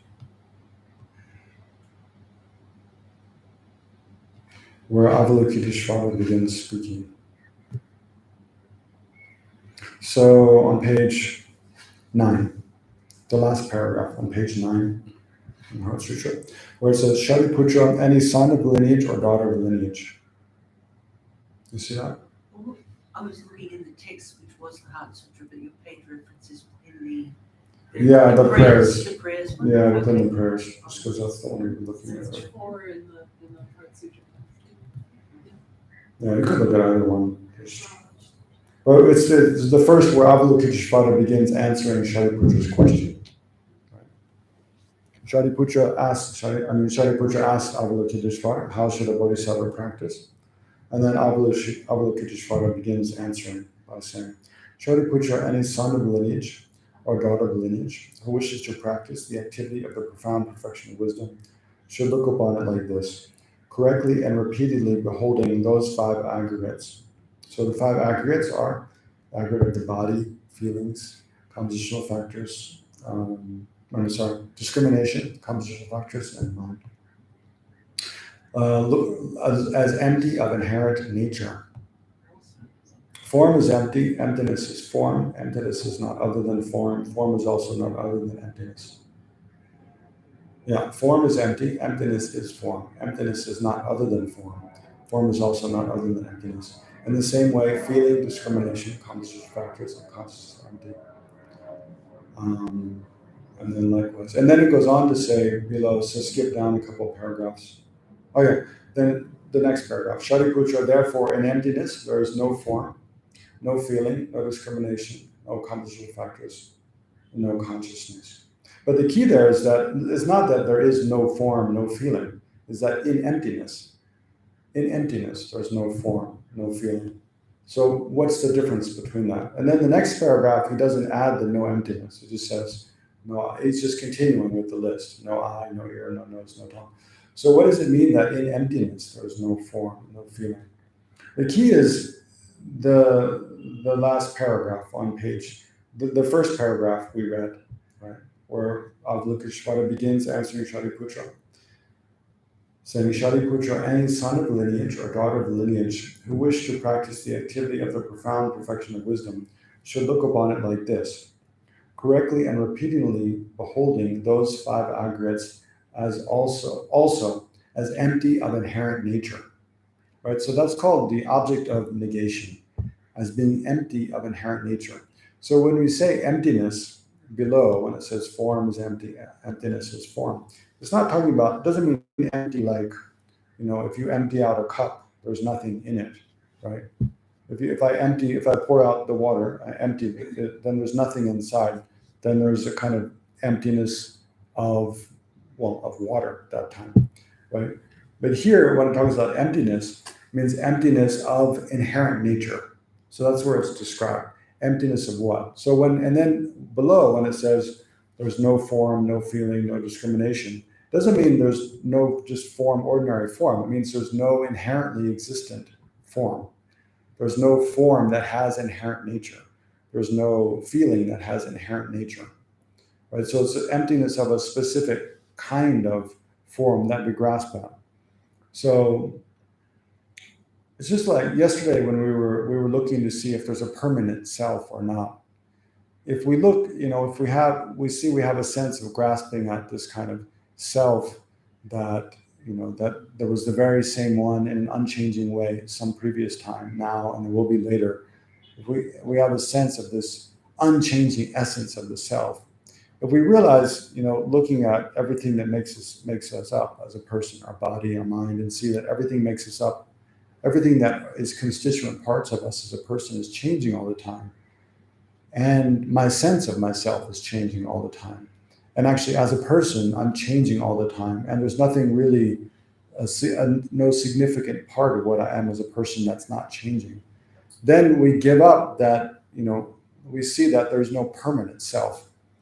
But that doesn't mean there's no self. There still is a person. There's a person that's changing all the time. So here, similarly, if we look and correctly and repeatedly beholding those 5 aggregates as empty of inherent nature. So inherent nature means something exists inherently, means it exists from its own side or by its own power, by force of its own characteristics. We're talking about the 3 turnings of the wheel of Dharma. It means for something to inherently exist, it means it exists by the force of its own kind of essence, by the force of its own property. Remember, like yesterday, I was saying, if the watch inherently exists, then independent of any other factors, just by virtue of being this type of object, it is a watch, completely independent of the way people use it, the way people think about it, independent of things that are other than this watch. By the side of the object, its own side, it is a watch. But actually, it doesn't exist in that way because it exists independence upon many, many different parts, none of which are the watch, and independence upon us having an idea of this thing that you wear on your wrist that you look at to see what time it is. If we didn't have that idea, then there is nothing that functions as a watch, right? So just like if we didn't have our idea of us as a person, then there is no person. And that one's a little bit, but that's what it means for something to inherently exist. It means it exists as what it is, completely separate from anything else, independently of anything that's other than that object itself, right? So completely without reference to or without relationship to, names or imputation or parts or causes and conditions. Remember, I was saying in the 3rd turning wheel of Dharma, the Buddha described impermanent phenomena as other-powered, right? Things, other-powered meaning things that are produced by causes and conditions, which are other than that. Like we're other-powered. Why? Because we're produced from causes that are other than us, beginning with our parents. Our parents are other than us. They're not us, right? There's something else, and yet they produce us, produce our body. All the food we eat, the water we drink, it's not us. Like we drink water. Is this water me? No, it's something other than me. But when I drink it, does it become part of me? Yeah, totally. No. So then, all the time we're in the air we breathe. Is the air around us? Is it us? No. But yet when we breathe it, does it become part of us? Yeah. And also we become part of the air. When we exhale, our part of us is, carbon dioxide, which is, in our body. It goes into the atmosphere and becomes part of the atmosphere, right? So we're actually mixing all the time. So in that way, we don't have inherent existence because our existence is continually being produced by things other than us, right? And then let me just add one point, then I'll take some questions. And also also, even though we might have sometimes a solid kind of sense of I, when we look to see actually what we are, we can't find anything in any essence that we can point to and say that is the real I. Like our body is not us, our mind is not us, they're just parts of us. There's no essence to what we are. So if we had inherent existence, if we inherently existed or our body inherently existed, it would mean that basically, according to the Prasangika kind of their formulation of the precise meaning of inherent existence is that when you search for a referent of a name, you can find something. So it's like there's a term watch, right? That refers to an object. So this object is a watch. So if it inherently existed, when we precisely search within the parts of the watch for it, we can find something and say that, that is the essential watch. And the same with regard to ourselves. But rather when we search within the parts, we find the watch band, which is not a watch, the buckle, the other band, the face, the hands, all the cogs inside, the numbers and so forth, the battery. None of those parts in and of themselves is the watch. You put them all together to function as a watch, but then it only becomes a watch when you label upon that collection of parts. Maybe I'll just give one more example, because watch is it's not such a good example. It's not so clear. It's much better. Well, I wish I could. I don't know. Maybe I don't know. But with letters of the alphabet. Maybe I don't know. Viji's, I'm sure, heard. Lama Zopa likes to use this example a lot. But like the letter A. What is the letter A? Essentially, it's like, say capital A. We'll stick with capital A. It's easier. But it's like there's three lines, right? There's a capital A as one line, two legs, down like this, and then across, one line across. So think about, but is that, if you have that shape, two lines and one line across, like, is that from the side of that object, those lines, is that the letter A or not?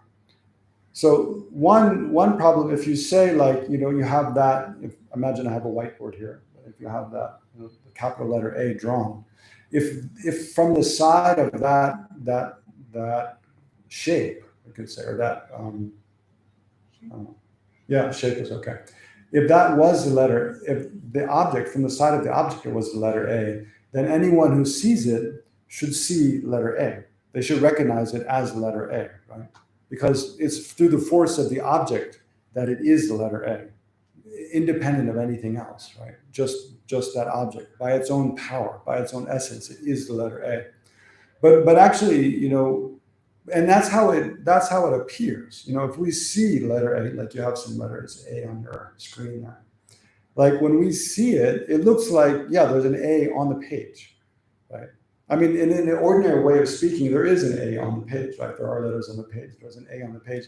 But it looks like it is an A from the side of, it is that letter A from the side of the object. That's how it appears to us. But we know, when we were small children, and we didn't know how to read. We didn't know that before we even started learning the alphabet. A small child, when they see that, they'll just see some shape. It doesn't have any meaning to them, because they haven't made any association with any other meaning with it. So it just looks like, that shape, the three lines. So then that child, do they see the letter A? No, think about it. A small child who's never learned any of the alphabet, they see that shape on the page. Are they seeing the letter A or not? Like in our perspective, because we know it's an A, it looks like, that's an A, and they're seeing that object. So yes, they see the A.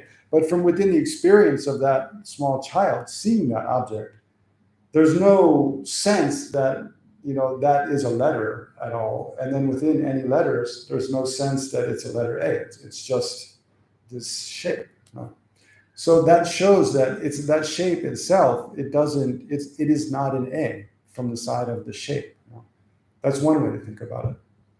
Because if it was, then anyone who sees it, they should see like A. So, that also shows that it being a letter A is just a convention that we made up. When people decided, we're going to make the Roman alphabet, then this shape will signify the sound ah, and it will function in relation to other letters such that it does this, and it has this kind of meaning. It's a vowel. Those are all conventions kind of created and attached with that object, right? Letter A. Another way to break it down is to think like there's three lines, right? If it was letter A from the side of the object, and when you search to precisely find like A within the parts of the object, you should be able to find something that is A. But the one line on one side, that's not A. The other line on the other side is not A. And then the line in the middle, that's also not an A. So none of the parts that make up the letter A are the A. So then it's like you need something else in addition to those parts for it to become an A. And that additional thing is our concept of A. It's independent upon having a concept of letter A, that shape. It's like, it's not that shape becomes the letter A, but It's like the A is something that exists kind of, it's a dependent arising, a dependence upon this kind of past history and convention and our idea and that shape, and then thereby, the letter A kind of comes into existence. So, it's another way of kind of breaking it down. But again, the main point here is that for things to inherently exist, it means independent of anyone's idea of that, independent of something other than the object, its parts or its causes. It exists as what it is from its own side. There's kind of an essence. Okay, so now any questions? I think Tira was first, then Vicky. Can you say again the way you described? Was it from other things that Other power. other power? Mhm. So when you say that, is there an implication that some things are not other power? Yeah, permanent phenomenon. And is that would the mind be described as that? No, because mind is impermanent. The mind is changing. Or consciousness? Consciousness is also changing moment by moment. So what thing have you said that if there are things that are permanent? Yeah, there are permanent things, like the absence of a koala on the table, like these called non-affirming negations, or remember the fact that like 2 + 2 = 4. Any factual statement. Well, I'm not sure that's the case, but any factual kind of relationship, like the fact that this is a watch. Just that fact, that doesn't change. The watch itself is changing moment by moment. The table, the chair, all the the wall, that building, the thing is changing. But the fact like that this is a table or that you are a person. I find it really hard to wrap my mind around that because I feel like I've been trying so hard to break down concepts and think about how an ultimate reality thing, it's really like we're so conditioned to label everything, and then we think about how in reality it's just something we made, it's just a story. And I'm confused on why a watch is existing at all. Like why? Because people wanted to know how to tell time. But isn't that just so they made watches. right? But isn't it just like a Sure. label that breaks down? Yeah. If the watch was just a label, then it wouldn't be worth very much, right? The watch is not. It has weight, it has volume, it has all these physical properties. It's not just a label. Like in Tibetan, you can say lape chuzu. It's a different label, but there has to be a basis for applying the label too. Like if I say, oh, here's a watch. Would you like to wear this watch? Like you can. The label watch is there, but you can't apply it to that basis because it doesn't function as what do we mean by that term.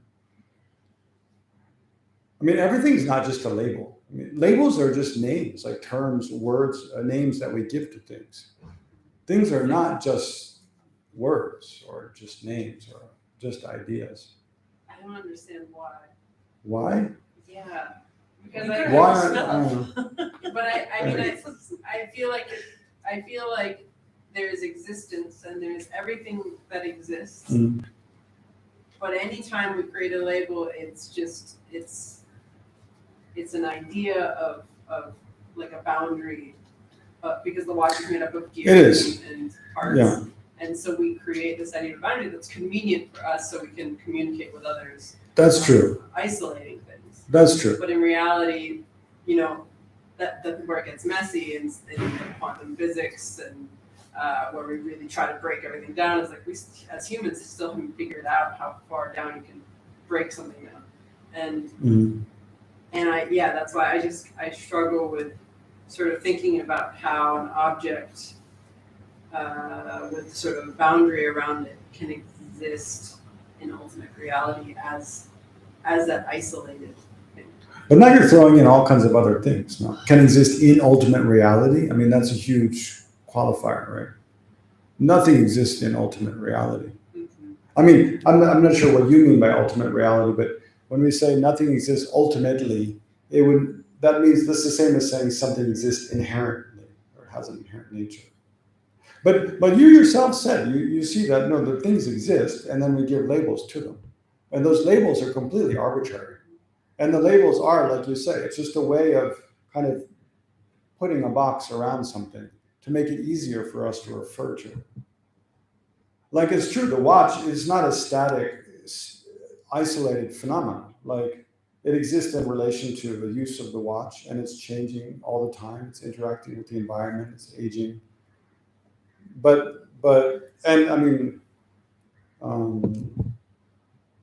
I mean, it's very complicated. It's made up of many, many, many different parts. But as a way of just simply referring to the entire object and kind of our idea of what that object is, without, the reality of the object is, inexpressible. It's so complex.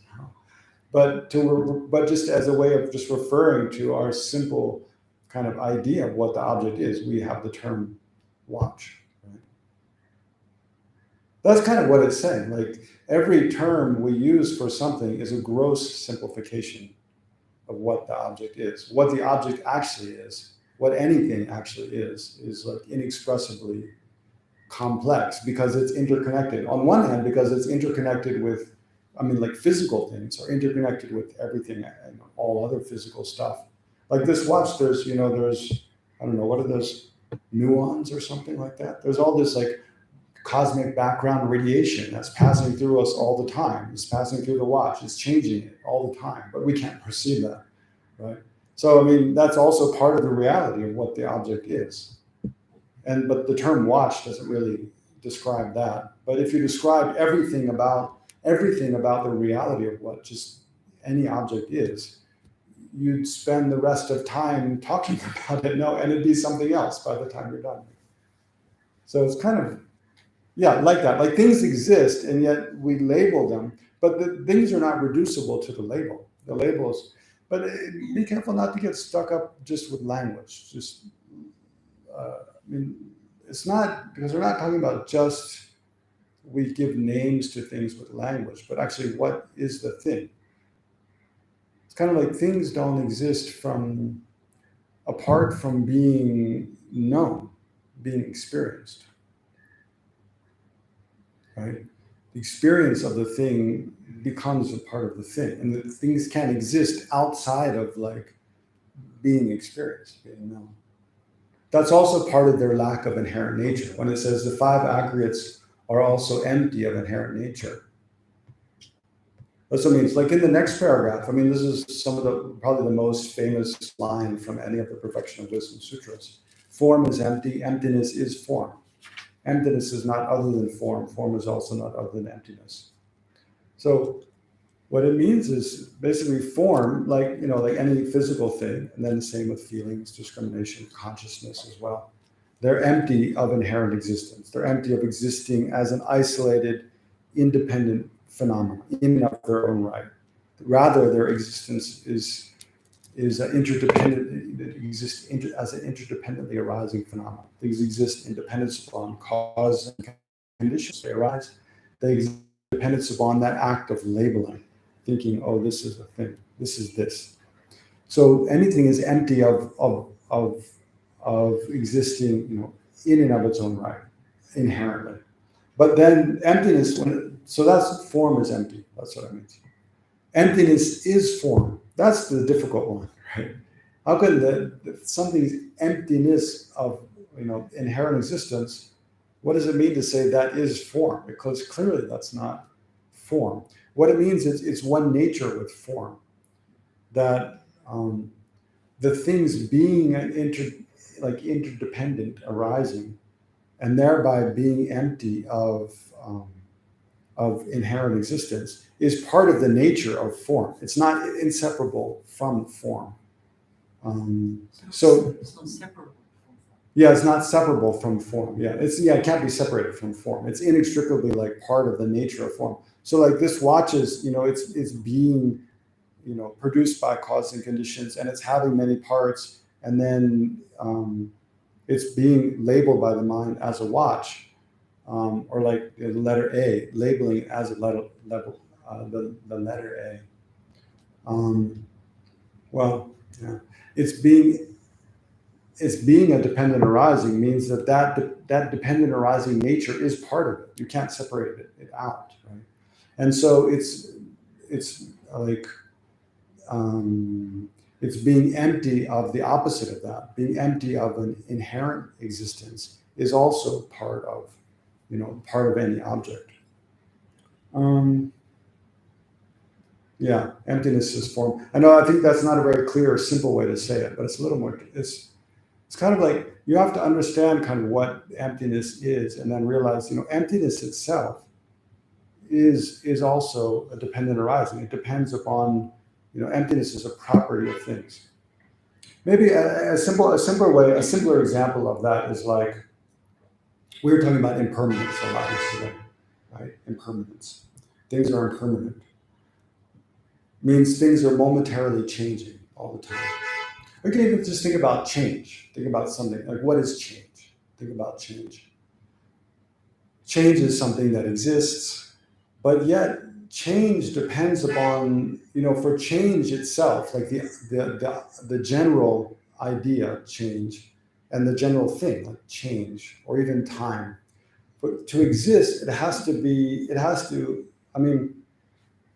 have many instances, right? There's all different instances of change, like this glass is changing, my mind is changing, the temperature is changing, the time is changing, social customs are changing, all kinds of things are changing. Those are each instances of change. So like there's the change of the watch.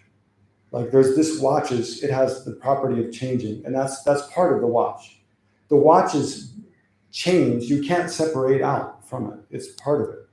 And if the watch wasn't changing, it wouldn't be what it is anymore. It wouldn't be a watch anymore. Yes. So does that have anything to do with like, I'm sorry.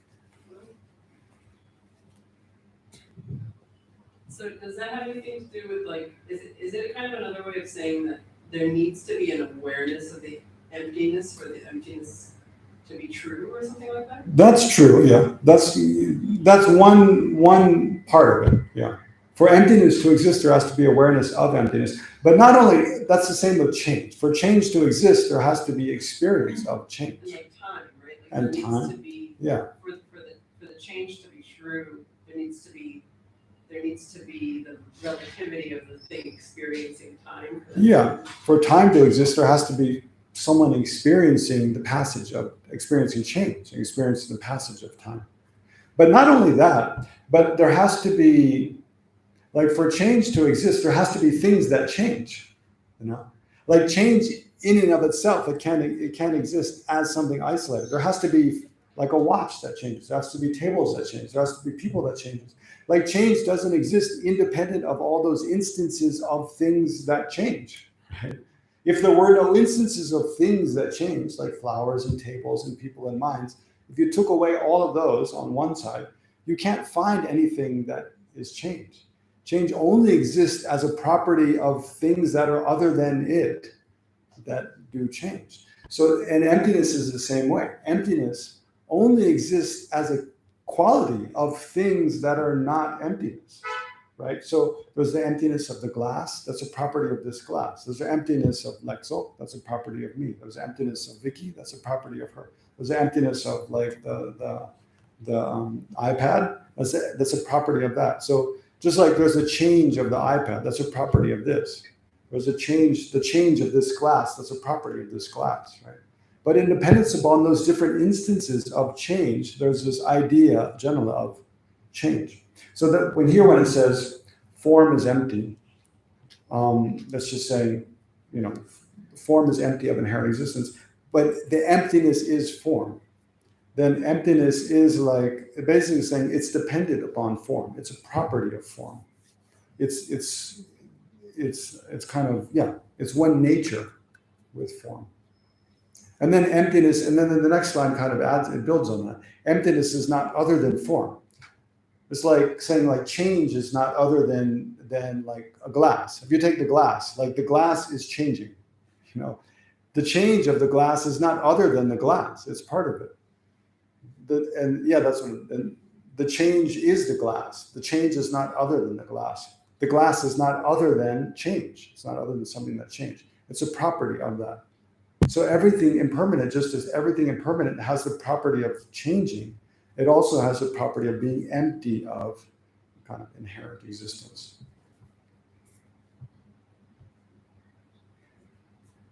Let's just skip back. I'll just show you one other. So go back to the Kausika Sutra. So there, remember, it's negating inherent existence. It's saying inherent existence is what's, so when it's saying no, no, no this, no that, means no inherent existence. But, and then we'll just add one thing to that, and then you can ask any question you want. So go back to Kausika Sutra and right at the very end.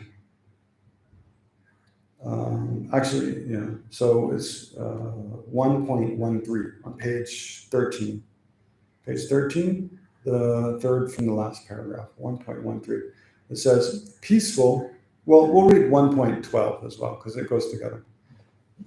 So this is from, actually, these two verses, they're found in Nagarjuna's root wisdom text. So anyway, it says, neither ceasing nor born, neither annihilated nor eternal, neither many nor one, neither coming nor going, peaceful because elaborations are pacified. To the one who teaches this dependent origination, to the perfect Buddha, the best of speakers, I prostrate. So the key thing in there is dependent origination. So that's Tsongkhapa's real kind of, I mean, Nagarjuna's real insight, and his followers, Aryadeva, Buddhapalita, and then Chandrakirti, and then Tsongkhapa just kind of clarified further based on all of their writings, is that why does the Buddha say everything is empty of inherent existence? It's for the reason that everything is a dependent origination. Because things, like I've been saying, because things, independent upon many other events which are other than, like the watch is completely dependent upon things which are not a watch. Like all the parts of the watch, think of all the atoms of the watch. None of them are a watch. But yet, for the watch to exist, it depends entirely upon all those things, right? And depends upon the mind labeling. The mind labeling is the hardest part. But yet, for the watch to exist, it depends entirely upon all those things, right? And depends upon the mind labeling. The mind labeling is the hardest part. But it's like we as a person, think of you. Is your body you? We as a person, think of you. Is your body you? No. Like our body is not, am I just a body? If it were, then what, after my mind has left my consciousness, we have a corpse, that would be a person, right? But clearly it's not, right? Because there's no mind. But then is my mind me? Am I just my mind? If we think, if I were a mind, then it means I don't wear clothes. No, I don't have weight problems anymore. I don't have to eat because my mind doesn't have to eat. No one can see me or shake my hand. How do you get sick? Yeah, you don't, well, your mind can be sick. No? Yeah, but how do you get diarrhea? You can you can't have diarrhea. Exactly. The minds don't have diarrhea. For the sick Thank mind, God. we have clinical psychologists. Yeah, that's right. Thank you. Yeah. But if we're okay, I'm not a body, and my body is not me. If I'm not a mind, and my mind's not me, then what am I? What left is there? Can you take your body and mind and put them on one side of the room, in the corner, and then look the other side and find I? No, there's nothing more to find. No? So then, what am I? I'm something labeled upon this collection of parts, the body and mind, and thereby exist, right? We don't exist in some more, but there's not something more like concrete than that. No. We just exist as, people say in modern psychology, I think, correct me if I'm wrong, they say a person is, the self is we tell a story about ourselves. We have a story about what I am, where I came from, who I'm part of this family, I'm part of a child of these parents, I do this, I have this nationality, this race, I'm from this place. And all of that, we create the story about ourselves, and thereby we create ourselves. But when you look for the self that story refers to and try to find, even though there can be a sense there's something essential you can find to that. When you search for, there's nothing there. You can't find this essential self. All you find is this collection of parts, none of which is the self. So that's why he's saying, so like neither ceasing nor born, it doesn't mean there's no cessation. Like things cease to exist. Like this session will end in 5 minutes. It will cease. Is that your question? I'm still When is it waiting gonna for my end? question to be. Okay, sorry. Remember? Oh, I thought your question was, when is the session going to end? No, some long time ago, Okay. I put up my hand. Oh, yeah, sorry. Yeah, Vicky, what is your question? No. Well, I have to admit, it's Now not. my talk will cease. No, just joking. It abides. Yeah, what is your question? Well, I was just going to start with an assertion, Please, but then leading to a question. please, great. So Yeah. my assertion I'm is ready. about negation, Mhm. and it's about the supposedly, apparently, contradictory negations, where something is negated and its opposite is negated in the Prajnaparamita Sutras. Mhm. For example, Sutras. Mhm. For example, the Heart Sutra, there is no wisdom, no attainment, and no non-attainment. Mhm. And we've just got a bunch in the Kaushika Sutra, as you were just saying, do not view the perfection of wisdom as being two, nor is it not two. Mhm. It's neither a mark nor not a mark. Mhm. It is neither something to adopt, nor something to abandon. It is neither increasing nor decreasing, neither polluted nor not polluted.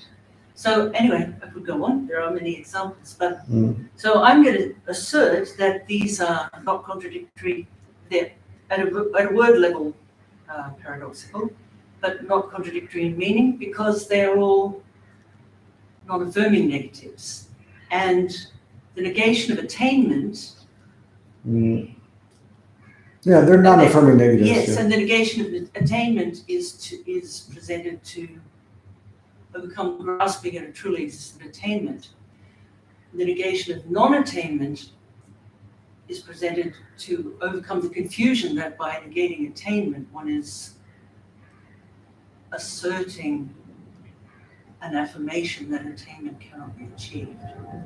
That's why, so these Okay. apparent... That's your assertion. Yeah. So now the question? Now my question is, tease that out and explain that, clarify that, please. No, I think the more, there's some truth to what you're saying, I think. But I think the more straightforward way, like in the Heart Sutra, there's a whole list of no this, no that. It all, because at the very beginning, it says there's no, the five aggregates. So the Avalokiteshvara is observing the aggregates, the form, feeling, discrimination, and seeing that there's no inherent existence to any of them. They don't inherently exist. Because they're all interdependently arising things. And then when he goes on, everything else, when he's negating, he's always with the qualifier. There's no inherently existent eyes, no inherently existent ears. So here, that's the problem with this sutra and some of the other sutra passages. The qualifier, what's being negated, isn't given so clearly at the beginning. So you kind of have to figure it out. And that's the big problem. And it's not just a problem like for us, it's the problem through the history of the interpretation of the Perfection of Wisdom Sutras. It's the big problem. These sutras, and I'll just elaborate before I come back to answering your questions specifically, because these sutras have led to many, many different interpretations, like over the generations, as you can imagine. Like one interpretation of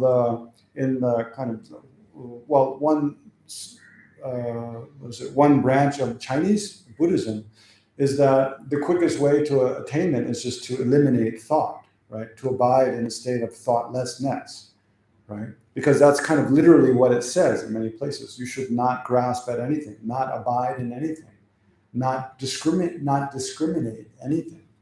So then there's one branch of Buddhism, some Buddhists that think the quickest way to become enlightened is just to eliminate conceptual thought and abide in a state of non-conceptual awareness, right? That's one view. Tsongkhapa, argues against that. Another view is that the highest view of reality is just to not make any affirmative statement at all, to not assert anything as being true. And many people felt that Nagarjuna's view of emptiness, the Prajnaparamita view of emptiness, is just that they refute anybody else's assertion about what reality is, but they themselves don't make any assertion. They just abide in a kind of not making any statement about what reality is, and rejecting every possible statement about what reality is. That's that view some still hold, I believe. But you can see, I mean, the language is very unclear. It's very difficult. It's not easy to make out exactly what the Buddha is saying. But that's why it's so important to go back to Nagarjuna and others. And to pick out these key phrases and then use those to interpret. So here, when it says the meaning of the perfection of wisdom is, do not view the perfection of wisdom as being two, do not view it as being not two. Basically, Tsongkhapa's way of interpreting, following Nagarjuna and so forth, is to say, in every case, you affix, more or less, you affix inherent existence. So you read it as the perfection of wisdom is, let's see, do not view the perfection of wisdom as being inherently existent too. Do not nor as it being inherently existent not to. It is neither an inherently existent mark, nor an inherently existent not mark. In every case, when it's negated, you affix the object of negation, which is inherent existence. So thereby, you negate things as existing by their own essence, but you leave that things in a conventional way, like you said earlier. Conventionally, things exist, and there's no more existence, and then that's it. Things exist as conventions. It's like color. Like think, does it look like there's color blue, yellow, red on the cloth here? You can see the color, right? But is that color actually on the cloth? What is that color? Because we know, like modern science, color is when the light possesses the whole spectrum of colors. It shines on the cloth. The cloth, like the yellow cloth, it absorbs all the spectrum except yellow, and then yellow is being reflected, and then interacts with our retina, and then the interaction between that wavelength of light and our retina, we have the perception of yellow. But like, where is yellow? Is it in our eyes? Is it the light waves? Is it something in the cloth? You can't really say. It's the interaction between all of those, and so we have the perception of yellow. But when we look at it, without thinking about that, we look at it and it seems like, oh yeah, there's yellow there on the cloth. But that's a complete misnomer. It's a complete gross simplification of reality. So that's kind of what it says. But now you'll probably be happy it's time for a lunch break. She'll be happy to know it's time to just relax and enjoy some food. But think about the color of the food, the flavor of the food. Like, where does it exist? What is it? How does it, Anyway, let's dedicate briefly. By whatever merit we've created, through our virtuous motivation at the beginning. Remember, thinking about all sentient beings, our interconnectedness with all sentient beings, wishing to do something to benefit ourselves and others. And then through our meditation on looking at how the sense of self is related to our disturbed states of mind. And then our, talking about the Perfection of Wisdom Sutras. By whatever merit we've created, may we ourselves and all sentient beings have well-being and happiness, and abide in peace and harmony, and be free from sickness and suffering, every form of suffering. And may all spiritual traditions which benefit beings flourish in the world and remain for a long time. Okay, thank you. So listen to our lunch.